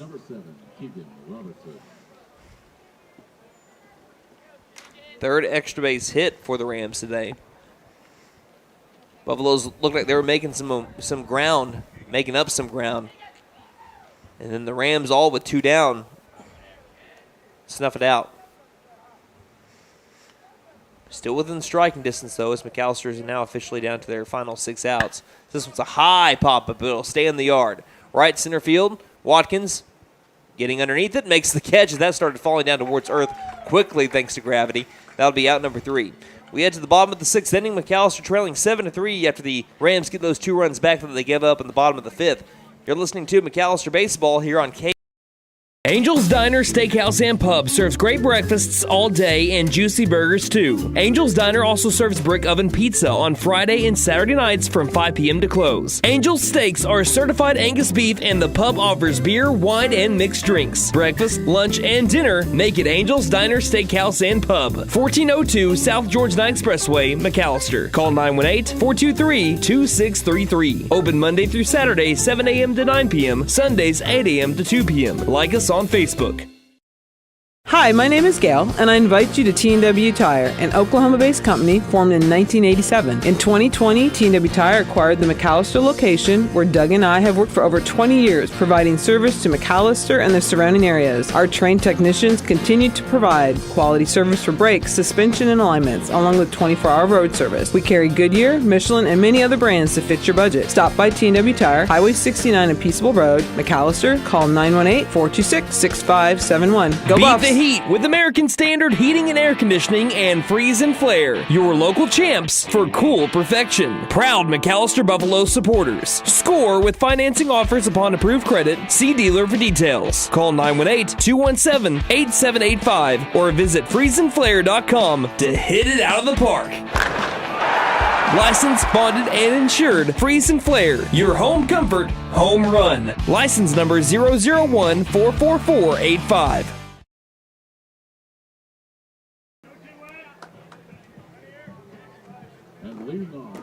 Heading to the home half of the 6th inning, McAlster's down to their final 6 outs, but we have a new pitcher in for the Rattan Rams, and it's number 4, the former third baseman Ben Ellis, is the first pitch misses outside for ball 1. So Ben Ellis now pitching for the Rattan Rams. We'll look around the diamond more so here in a second as the next pitch misses outside. Quickly working here is Ellis, ball 2. Trying to see where everybody went here as I get the time to. So the next one misses outside as well, ball 3. This call to the bullpen brought to you by Jet Tire Service. They have been serving Pittsburgh County and beyond since 1962. They offer 18 major tire brands. Thank you, Jet Tire, for sponsoring our pitching change this year. Next pitch fills the zone for strike 1. You don't need a pitch clock on Ben Ellis. Here's the 3-1, and it's low and outside for ball 4. Goodness gracious, automatic. Ben Ellis with those 5 pitches he threw. And it brings up Caden Less now. I didn't have time to catch my breath. See, I'm trying to see where Keegan Robertson went. I think he's definitely going to still be in the lineup here. Is that him in center? He might be in center field. First pitch to Lesnau is in there for a strike. Ellis comes from third over to the mound, so over at third base now is number 10, Logan Smith. As we have a pickoff over to first that gets out of the range of the first baseman, Shockey, taking second to Shumway. Now he rounds second, going to third on the error, and McAlester has the runner at third with nobody out. I'll go down as an E1. And, yes, Robertson was number 7. He is in center field. So he's in center field. So Smith has moved from – so Robertson moves from the mound over to center field. Smith moves from center over to third, and Ellis moves from third to the mound. Next pitch by Les. Now this should do it.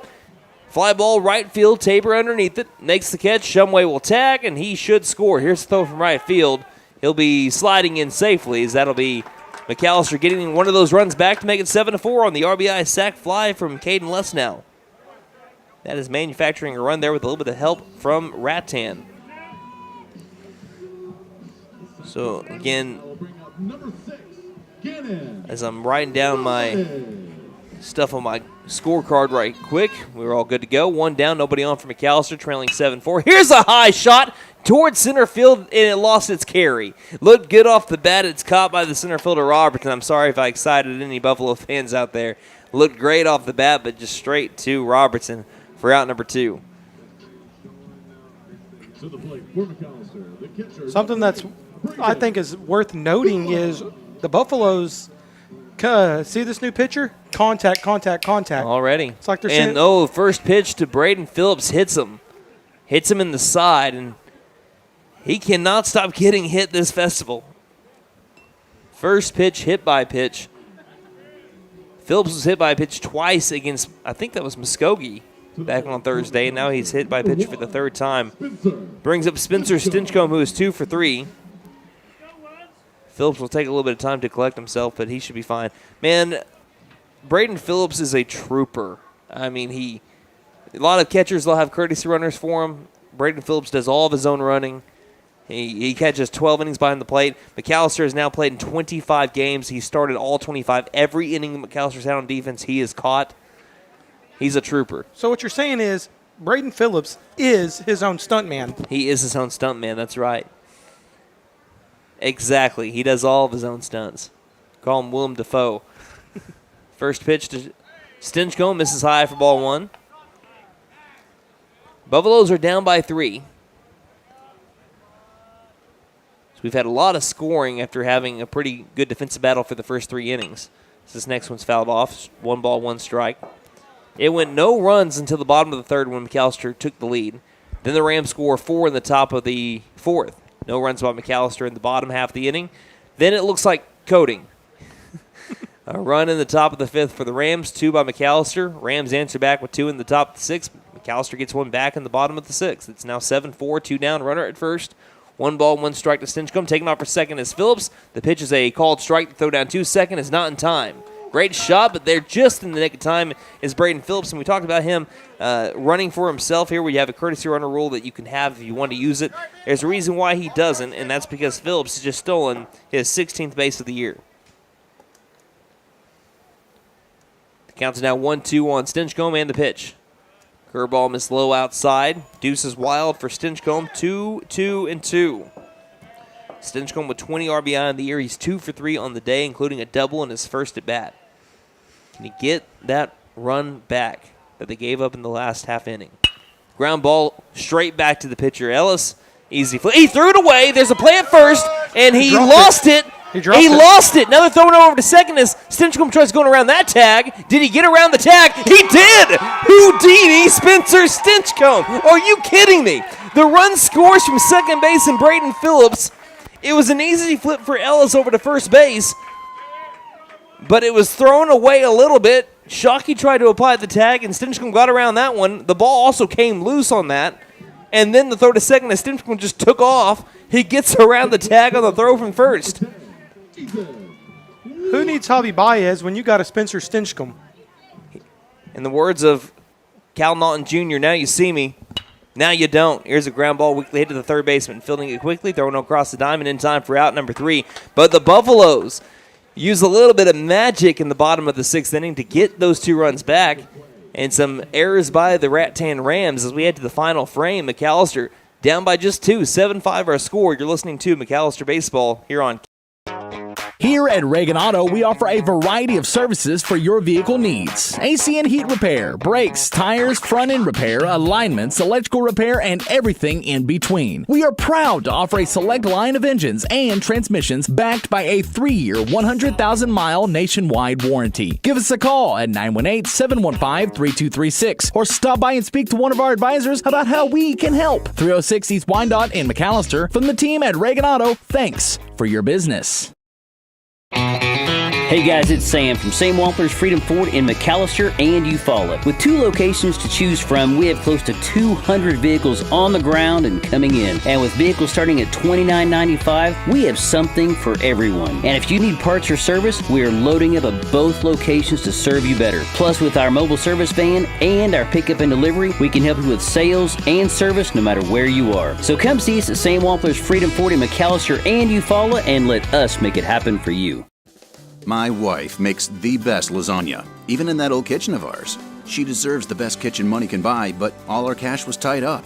So we went to the Bank N.A. for a loan for our kitchen remodel, and the folks at the Bank N.A. came through for us and our family. Plus, the Bank N.A. is local, so the money stays in town. Call 918-423-2265 or go into the Bank N.A. to get your loan for whatever your family wants or needs. The Bank N.A. Strong, secure, and ready to loan. Member FDIC. Equal housing lender.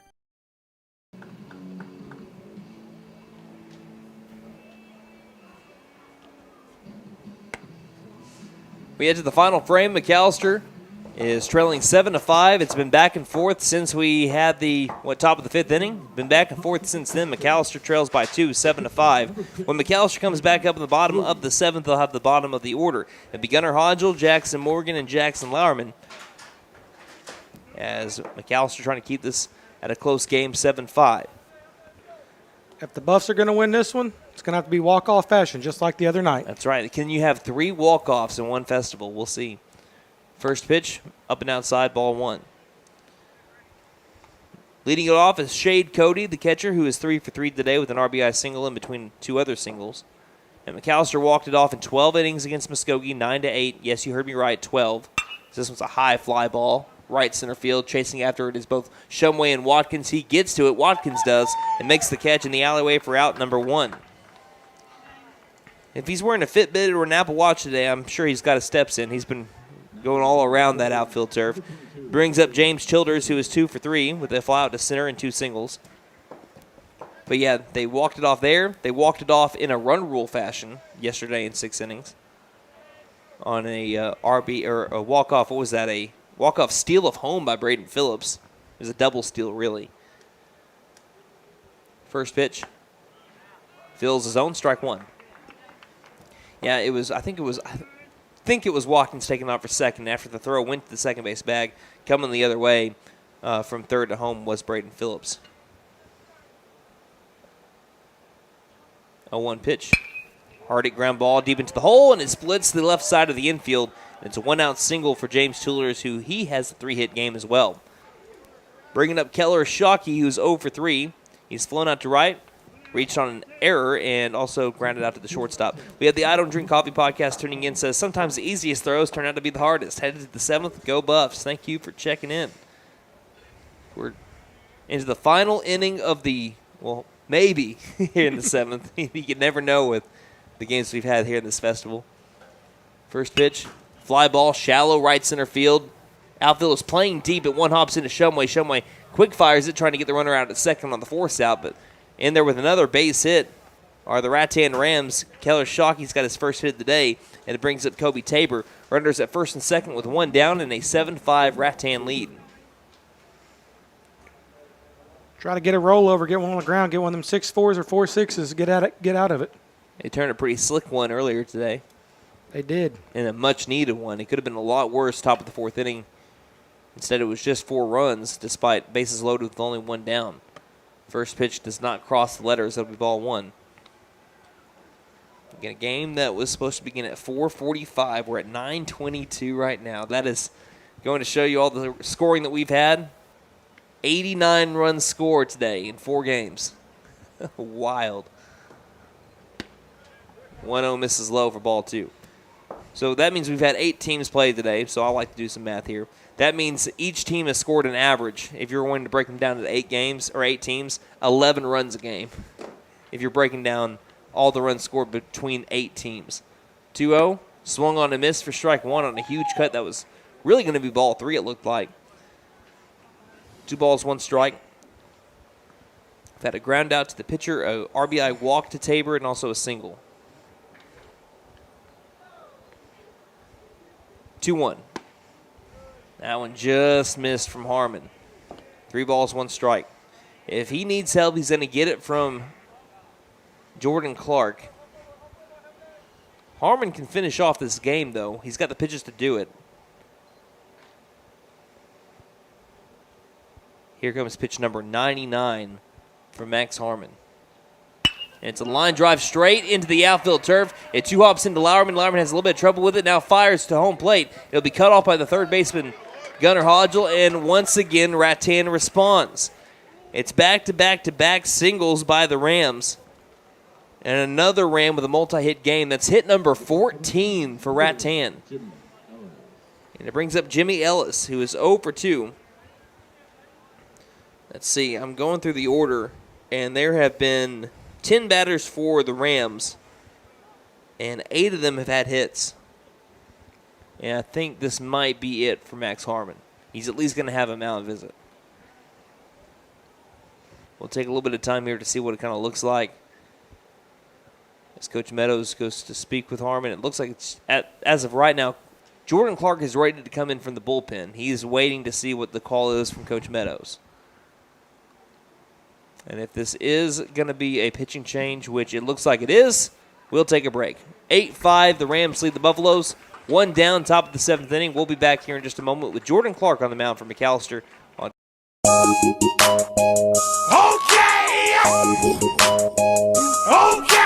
Tire and Auto says come meet our new owner, Dylan Hackler. We're a Michelin dealer and we're stocked up with Cooper, Toyo, Hankook, and Max's Buckshot Mutters and Farm and ATV tires. Tire light on? We can fill your tires with nitrogen. We do brakes, alignments, struts, and oil changes too. You'll appreciate our fast, friendly service. All work's guaranteed and estimates are free. OK Tire and Auto, 801 North 1st, McAlester. Call 918-423-2121. Good luck, Buffs. Have a great season. Graduation is only a month away. And Finn Nissan of McAlester has some great deals to celebrate the graduate of your family. Come get a 2024 Nissan Kicks for only $299 a month. Or come get a 2024 Nissan Sentra for only $299 a month. And remember, we don't just sell great vehicles, we buy them too. Don't forget to tell them Maddie sent ya. Fenton Nissan is your best deal dealer. Shop us online now at FentonNissan.com. Angel's Diner, Steakhouse, and Pub serves great breakfasts all day and juicy burgers too. Angel's Diner also serves brick oven pizza on Friday and Saturday nights from 5 p.m. to close. Angel's Steaks are certified Angus beef and the pub offers beer, wine, and mixed drinks. Breakfast, lunch, and dinner make it Angel's Diner, Steakhouse, and Pub. 1402 South George Knight Expressway, McAlester. Call 918-423-2633. Open Monday through Saturday, 7 a.m. to 9 p.m. Sundays, 8 a.m. to 2 p.m. Like us on Facebook. Hi, my name is Gail, and I invite you to T&W Tire, an Oklahoma-based company formed in 1987. In 2020, T&W Tire acquired the McAlester location, where Doug and I have worked for over 20 years, providing service to McAlester and the surrounding areas. Our trained technicians continue to provide quality service for brakes, suspension, and alignments, along with 24-hour road service. We carry Goodyear, Michelin, and many other brands to fit your budget. Stop by T&W Tire, Highway 69 and Peaceable Road, McAlester. Call 918-426-6571. Go Buffs! Beat the heat with American Standard Heating and Air Conditioning and Freeze and Flare, your local champs for cool perfection. Proud McAlester Buffalo supporters. Score with financing offers upon approved credit. See dealer for details. Call 918-217-8785 or visit freezeandflare.com to hit it out of the park. Licensed, bonded, and insured. Freeze and Flare, your home comfort, home run. License number 001-44485.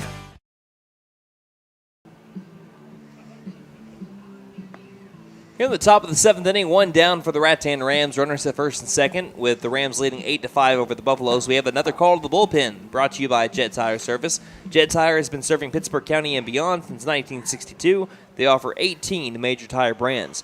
Max Harmon goes 6 1/3. As of right now, he's in line for the loss, but Jordan Clark trying to keep the game within 3 runs to give his team a chance in the bottom of the 7th. He has a 0-0 record, 1 save on the year, 5 innings pitched, a 5.60 ERA, 8 strikeouts to 8 walks, a 167 batting average against him. First pitch strike 63% of the time. He'll face Jimmy Ellis, the 8-hole batter, to start off his outing. First pitch to Ellis. Runs up and in on him and nearly clips Ellis. And that'll be ball 1. Again, runners at first and second. Rams have had 14 hits today. It's been 8 runs on 14 hits, 3 Rams errors. McAlester 5 runs on 6 hits, 2 Buff errors, according to the scoreboard. 1-0. That one's right at the knees. So from up and inside to at the knees, 1 ball, 1 strike. I don't think he was purposely trying to shake Ellis off of the plate, but it was effective nonetheless. 1 ball, 1 strike. Slightly open stance here for the righty. 1-1 pitch. Misses low and inside. 2 balls, 1 strike. As Philip mentioned before we went to commercial break, during the pitching change, Buffaloes could use the good old 6-4-3 double play, 4-6-3 double play, go around the horn, whatever. They would like the 2-for-1 special. 2-1 pitch. That one can't hit the outside corner and goes to a hitter's count for Jimmy Ellis. 3 balls, 1 strike.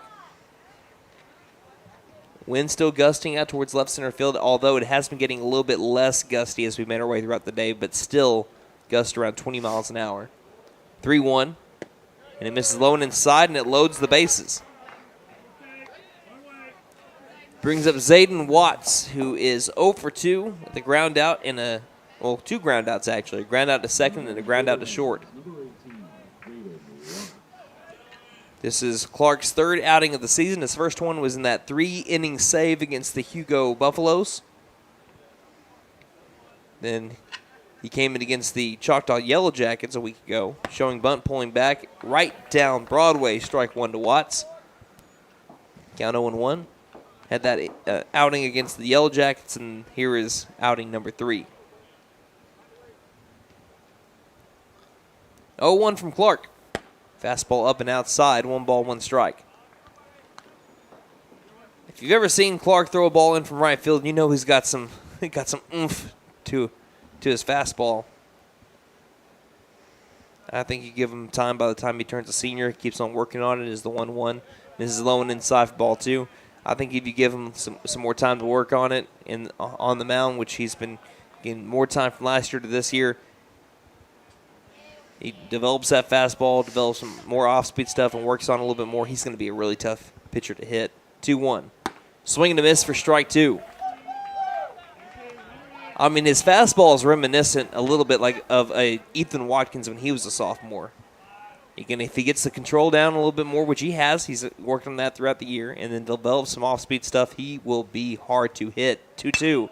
Fly ball. Center field should score a run. Speaking of Watkins, he's getting ready for it. Fields it. Here comes the runner's going to stay put at third as Watkins shows off the arm and hits his cutoff man right between the letters. He'll keep the runner at third base. That is why they held up the runner. And that'll be out number 2 on the fly out to center field. What a shot from Ethan Watkins. Brings it to the top of the order.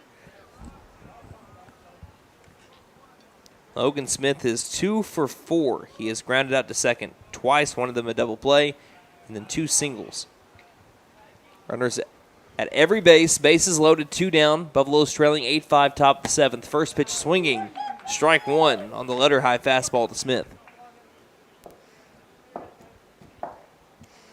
The Buffaloes keep this game within reach, keep it at a 3-run deficit. 0-1. Swing and a miss for strike 2. Climbed a little bit higher with the cheddar cheese, and that moves the count to 0-2. Does he go back to the well with the fastball, or does he change the eye level and go down low? Count 0-2. Clark trying to leave him loaded. The pitch. Off the top of the bat, flies it out over to right field. Shumway tracking it down and makes the catch for out number 3. Jordan Clark comes in, first batter walk, but then a fly out to center and a fly out to right. Gives McAlester a chance here in the bottom of the 7th inning. Put those rally caps on, McAlester fans. 7, 8, 9 batters coming up for a chance to tie it or maybe win it. As you're listening to McAlester Baseball here on KN. Here at Reagan Auto, we offer a variety of services for your vehicle needs. AC and heat repair, brakes, tires, front end repair, alignments, electrical repair, and everything in between. We are proud to offer a select line of engines and transmissions backed by a 3-year, 100,000-mile nationwide warranty. Give us a call at 918-715-3236 or stop by and speak to one of our advisors about how we can help. 306 East Wyandotte in McAlester. From the team at Reagan Auto, thanks for your business. Hey guys, it's Sam from Sam Wampler's Freedom Ford in McAlester and Eufaula. With 2 locations to choose from, we have close to 200 vehicles on the ground and coming in. And with vehicles starting at $29.95, we have something for everyone. And if you need parts or service, we are loading up at both locations to serve you better. Plus, with our mobile service van and our pickup and delivery, we can help you with sales and service no matter where you are. So come see us at Sam Wampler's Freedom Ford in McAlester and Eufaula and let us make it happen for you. Number 11. When I say put those rally caps on, Buff fans, I don't mean just for y'all. We have the rally caps on here in the McAlester Mike Deak Field press box. Here's the first pitch to Gunnar Hodgel as it's up and outside for ball 1. Last time we did this, we went 12 innings. McAlester came back from down in their final out and tied it up against Muskogee 4 different times from the 7th inning on, eventually winning it in the 12th. This one's fouled off by Gunnar Hodgel, who's over 2 with 2 strikeouts and a walk. McAlester trailing 8-5 as we head to the home half of the 7th. This is not technically a safe situation for Ben Ellis as the 1-1 misses up and outside for ball 2. He came into the game in the previous inning when the Rams had a 7-3 lead, so this is not a safe situation still for him. as this one misses up high for ball 3. 3 balls, 1 strike to Gunnar Hodgel. Jackson Morgan's on deck with an RBI single. And the pitch. This one's fouled off too, and the count is now full. 3 balls and 2 strikes. Out to that concrete jungle where dreams are made of. Morgan, by the way, who's on deck, 3-game hit streak now for him since he had his first hit against Muskogee. 3-2 is fouled back into the glove of the catcher, Cody, and McAlester down to their final 2 outs. He ticked it. Unfortunately, in the words of Sandlot, you're still out. Bench warmers. Yeah, bench warmers, not Sandlot. Brings up Jackson Morgan. He's 1 for 3. Buffalo's looking to spark a comeback as Morgan, right on the first pitch from Ellis, fouls it back, though, for strike 1.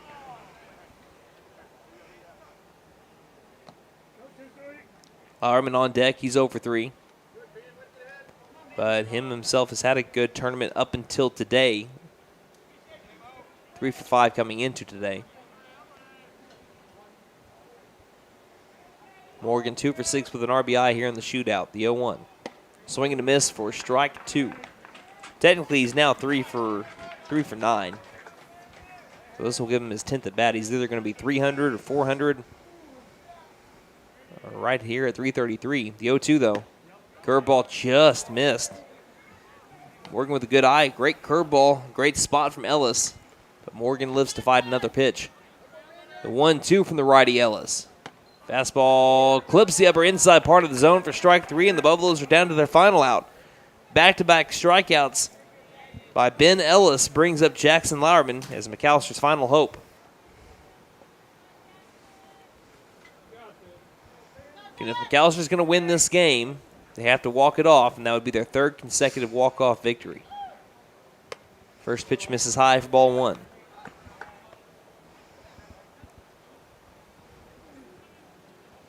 Again, Ellis, the 1-0 pitch. Swing and a miss for strike 1. 1 ball, 1 strike on the knee-high fastball. The defending Class A state champions trying to get their 20th win of the year. They had 26 last year en route to a state championship. This one misses high for ball 2. 2 balls, 1 strike.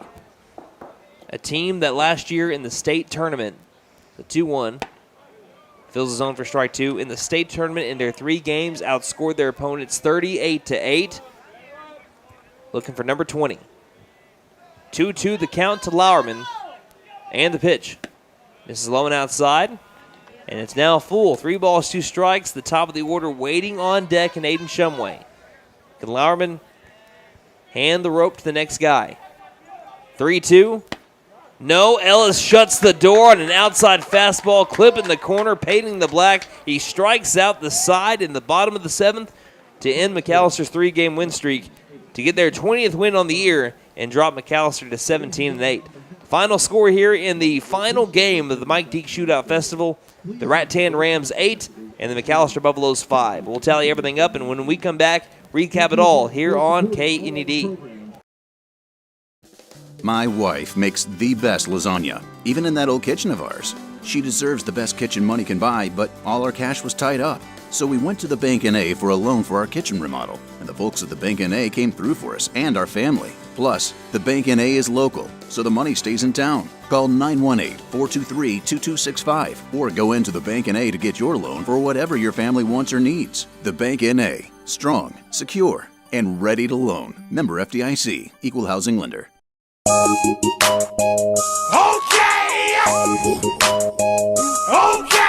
Tire and Auto says come meet our new owner, Dylan Hackler. We're a Michelin dealer and we're stocked up with Cooper, Toyo, Hankook, and Max's Buckshot Mutters and Farm and ATV tires. Tire light on? We can fill your tires with nitrogen. We do brakes, alignments, struts, and oil changes too. You'll appreciate our fast, friendly service. All work's guaranteed and estimates are free. OK Tire and Auto, 801 North 1st, McAlester. Call 918-423-2121. Good luck, Buffs. Have a great season.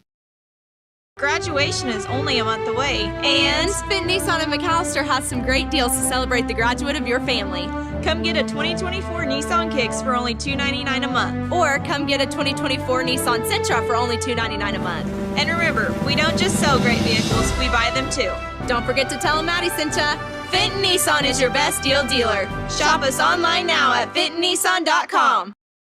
Angel's Diner, Steakhouse, and Pub serves great breakfasts all day and juicy burgers too. Angel's Diner also serves brick oven pizza on Friday and Saturday nights from 5 p.m. to close. Angel's Steaks are certified Angus beef, and the pub offers beer, wine, and mixed drinks. Breakfast, lunch, and dinner make it Angel's Diner, Steakhouse, and Pub. 1402 South George Knight Expressway, McAlester. Call 918-423-2633. Open Monday through Saturday, 7 a.m. to 9 p.m. Sundays, 8 a.m. to 2 p.m. Like us on Facebook.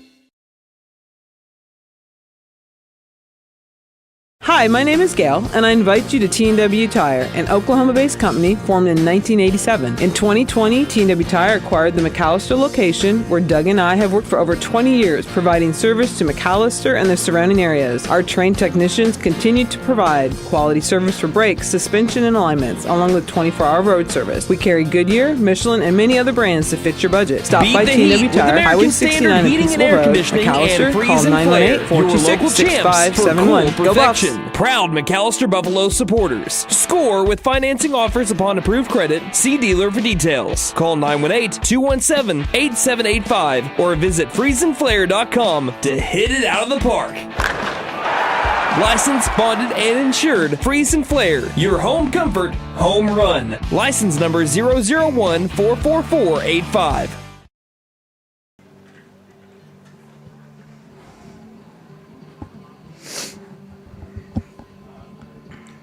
In the Mike Deak Shootout finale, the McAlester Buffaloes fall to the Rattan Rams in the battle of the unbeatens here in the shootout. It's the Rams that emerge victorious. 8-5 is the final score. We'll look at our postgame stats and recap it here in just a second. Our postgame stats brought to you by Big V Feed Center. See Big V Feed Center in McAlester, Hadco Farm and Ranch in Kiowa, and Chakota Wholesale Feed Company in Chakota for your spring feeding program needs. We'll start off with the winning team, the Rattan Rams, who improved to 20-5 on the year. Currently ranked number 3 in Class A and the defending Class A state champions. Logan Smith went 2 for 5 with an RBI. Ben Ellis went 2 for 4 with an RBI and 2 doubles at that. Keegan Robertson went 1 for 4 with an RBI triple. Shade Cody went 3 for 4 with an RBI single in between 2 other singles. His last at bat was a fly out to center. James Childers started his day with a fly out to center and then proceeded to have 3 straight singles, going 3 for 4. Keller Shockey had a single in his final at bat to go 1 for 4. Kobe Tabor went 2 for 3 with 2 RBIs, including an RBI walk in his last at bat, an RBI single. Jimmy Ellis went 0 for 2. He grounded out to short, lined out to short, laid down a sac bunt and walked. Zayden Watts went 0 for 3 with a 2 groundouts to the middle infielders and then a fly out to center field. Caleb Kopp was a pinch hitter, and he went 1 for 1 with an RBI in the second time through the lineup for the Rattan Rams. They totaled up 15 hits. Between Keegan Robertson and Ben Ellis, they struck out 14 McAlester batters. 14 out of the 21 outs for McAlester. That is 2/3 of their outs were recorded via the strikeout. Getting the win today was Keegan Robertson. He struck out 11. Ben Ellis struck out 3 in 2 innings of work, and that was to strike out the side to end the game in the bottom of the order for McAlester. There were 7 free passes given up by the Rams, 3 hit by pitches and 4 walks, and 3 errors by the Rams today. McAlester Buffaloes fall to 17-8 on the year. 1 through 9 looked like this. Aiden Shumway went 1 for 2 with 2 walks. Caden Lussnow went 1 for 3 with an RBI sac fly. Gandon Mullins 1 for 4 with an RBI in his second at bat. Braden Phillips went 1 for 3 with a triple. Spencer Stinchcomb 2 for 4 on the day. Ethan Watkins 0 for 1 with 2 hit by pitches and a walk. His 0 for 1 was a ground out to third. Gunnar Hodgel went 0 for 3 with 3 strikeouts and a walk. Jackson Morgan went 1 for 4 with an RBI single in his third at bat and a couple of strikeouts. Jackson Lauerman went 0 for 4 with 2 strikeouts, a fly out to center and a ground out to third. The Buffaloes totaled up 7 hits. They did not have a strikeout today between Max Harmon and Jackson Lauerman. The Rattan Rams, not only did they have 15 hits, they put aluminum or whatever it is, BB core on the ball every time that they came up to the plate because there were only 2 walks by McAlester. So only 2 times in the game McAlester gave up a free pass. All the other times they struck the ball. They just did. They were really good at making contact against McAlester today. No strikeouts today by the Buffalo pitching staff. I don't know the last time that McAlester has not recorded a strikeout in a game. We'll have to go back to look at that. It might be a while. And 2 errors by the McAlester Buffalo defense. Philip, I'll let you kind of get started as we wrap up the festival, but your final thoughts on this game. They're not. They're the defending state champions for a reason. The Rattan Rams are, And it was on full showing here tonight and this whole entire tournament. They're disciplined when they come to the plate. They're going to work counts. They're going to barrel up the ball, see the ball really well, and they also play a phenomenal defense. And you know, if that's two of their good pitchers, then I want to see the other two guys that started the first two games of the tournament, because you got a monster right there in the Rams. But man, for McAlester, not laying down, giving up that 4 spot, having to battle back, and then doing that, giving up a couple of runs, and then continuing to battle back the way that they did, shows the resiliency there, shows how well disciplined they are, and they see the ball really well. And yeah, I don't think McAlester played poorly today. I think they played about as well as they could. Maybe some at bats, it didn't go the way they wanted it to against some backwards case they didn't want. But again, like you mentioned, you faced a really great pitcher in Keegan Robertson that's going to go play ball at the next level as a left-handed pitcher. And with that size and being a lefty, it's very hard as a right-handed batter, because if he throws that slider and he starts it kind of on the outside part of that plate and runs it in on you, he's going to jam you up, and it's going to be very hard to get that barrel around. Or he sets you up, things look pretty around the middle of the zone, and you're like, okay, I got this one. What's he do? He pulls that string, backdoor curveball, and he can get you looking. And that's what being that big left-hander with that slow kick and that slow delivery that he brings, that's what makes him so tough to hit. 11 out of the 15 outs that he recorded were strikeouts. Pretty insane there. It was a really good showing on the mound for Keegan Robertson. Arguably, I think he is their ace, but I'm going to say arguably because I'm not 100% sure, but I think he is their ace. And he showed it today. So if you took on a defending state champion's ace and you were able to still, because he was gonna only probably pitch one more inning if they let him go the full 120 in the first place, and he probably wouldn't have even made it through the 6th inning. But McAlester was able to work deep counts on him, get on base, driving some runs. They started to see him well. And a good move by Coach Michael Clay, putting in and changing up the arm angle, going from the lefty to the righty, Ben Ellis. And Ellis came in, and he gave up a couple of runs in the 6th inning, but he bared down, struck out the side in the 7th to end it for McAlester, and improved to 20-5 on the season. The Rattan Rams, they are good year in and year out. They have made 4 straight state tournament appearances. They're the home of 14 state titles, 6 in the fall, 8 in the spring. And they show you why year in and year out, doesn't matter what class you're in, they are a lot of times the favorites, no matter who they play, from Class B to Class 6A. There's a lot of times the favorites. So they showed it why today, and they take down the McAlester Buffaloes 8-5.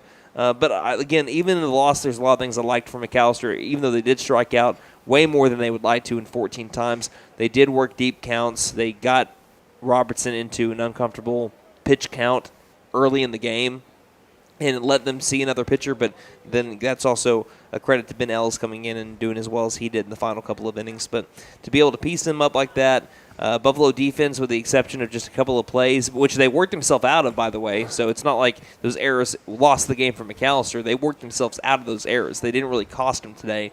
They and some nifty base running at times too today. Spencer Stinchcomb, I'm looking at you. But again, for McAlester to play, Max Harmon did exactly what Max Harmon was coached to do today. Throw it down in the zone, give your defense a chance.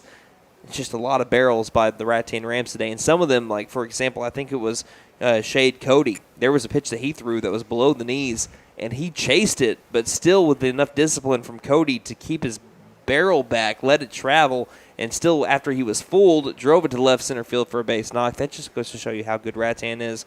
And I'm telling you, if you were wanting to put an early prediction on who's going to win the Class A state championship, I'm liking Tushka, but I wouldn't be surprised if the Rams are in the state championship game. I don't know if they necessarily repeat this year, because I think Tushka still looks really dang good. And but I wouldn't be surprised if the Rams make it to the semifinals or at least the finals. But I mean, like you said though, like, they're good year in and year out. They're disciplined. You don't win 14 state championships in baseball without being disciplined, without having great eye control. That's right. So you were here for a couple of the games. Now let's recap the McAlester Mike Deak Shootout as a whole. 2 out of 3 ain't bad. Someone famous once said that. Don't know who, but someone did. Hey, 2 out of 3 is not bad. One game, you almost played 2 full high school games. Shout out to Braden Phillips' knees on that one. Hopefully he had his knee guards on those on his catcher equipment. He did not. oh, then my goodness, that's even more impressive.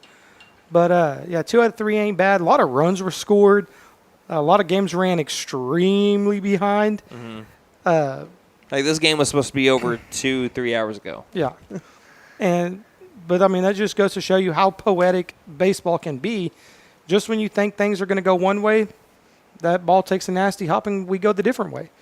And so now all you got to do, you get 1 day break, go to church, tell someone you love them tomorrow, get ready because you play Sapulpa and Defending district champions. Defending district champions.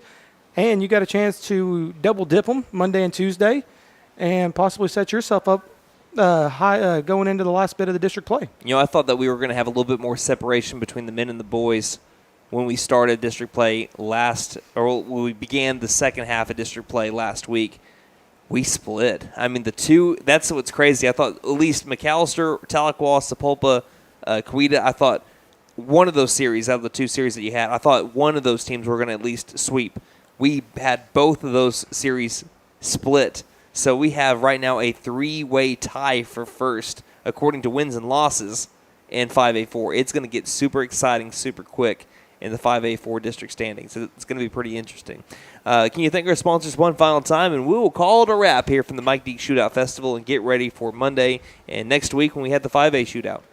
We want to say thank you to Sam Wampler's Freedom Ford, the Bank NA, OK Tire and Auto, Fenton Nissan, Angels Diner, T&W Tire, Freeze and Flare Heat and Air, and Reagan Auto. Thank you for putting us on the air for this 2024 Buffalo baseball season. And a big thank you to our board operator, Mr. Wyatt, the Cadillac Kid Hubbard. Man, he has been all over the place.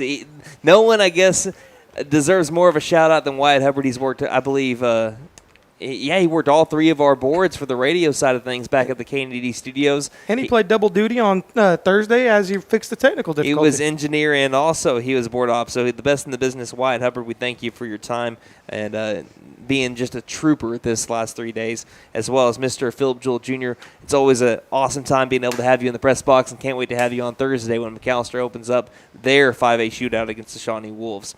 So, and thank you, the listener, for spending your Saturday night with us as well. One final time for Mike Deak Field and for the Mike Deak Shootout Festival in McAlester, Oklahoma. It was the Rattan Rams 8 and the McAlester Buffaloes 5. Until the Buffaloes hit the road on Monday when they traveled to Sapulpa and another start to another big district series, this is Brandon Green saying, don't just have a great night. Have a Buffalo night, everybody.